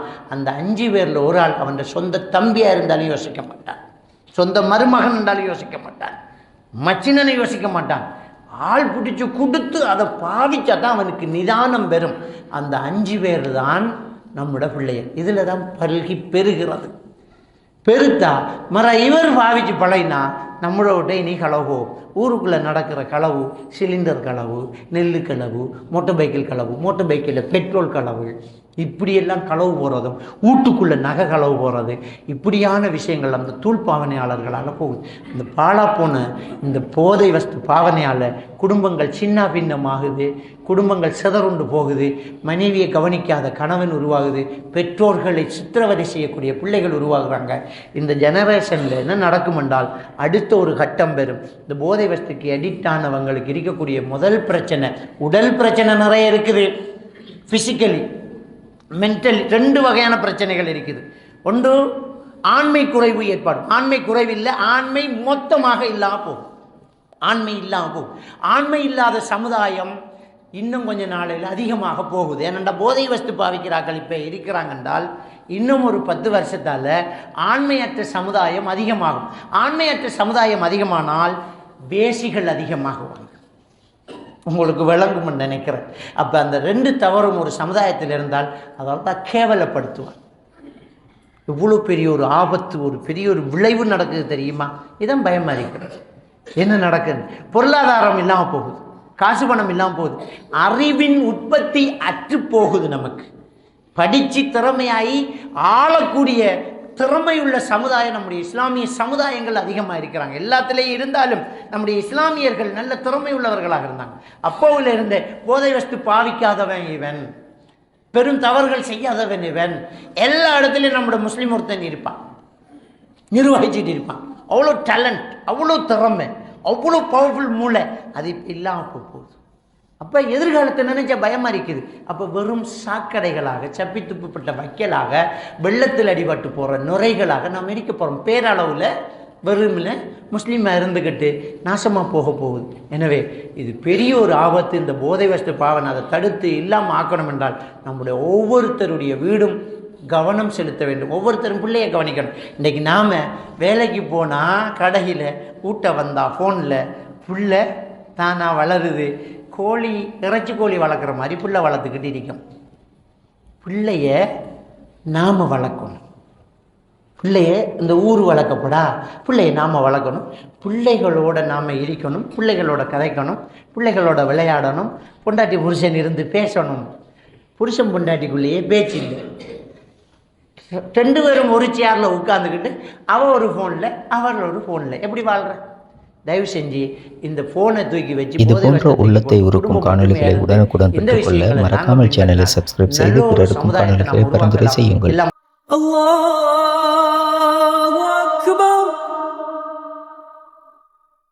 அல்லாஹு அக்பர், அல்லாஹு அக்பர். அஷ்ஹது அன் லா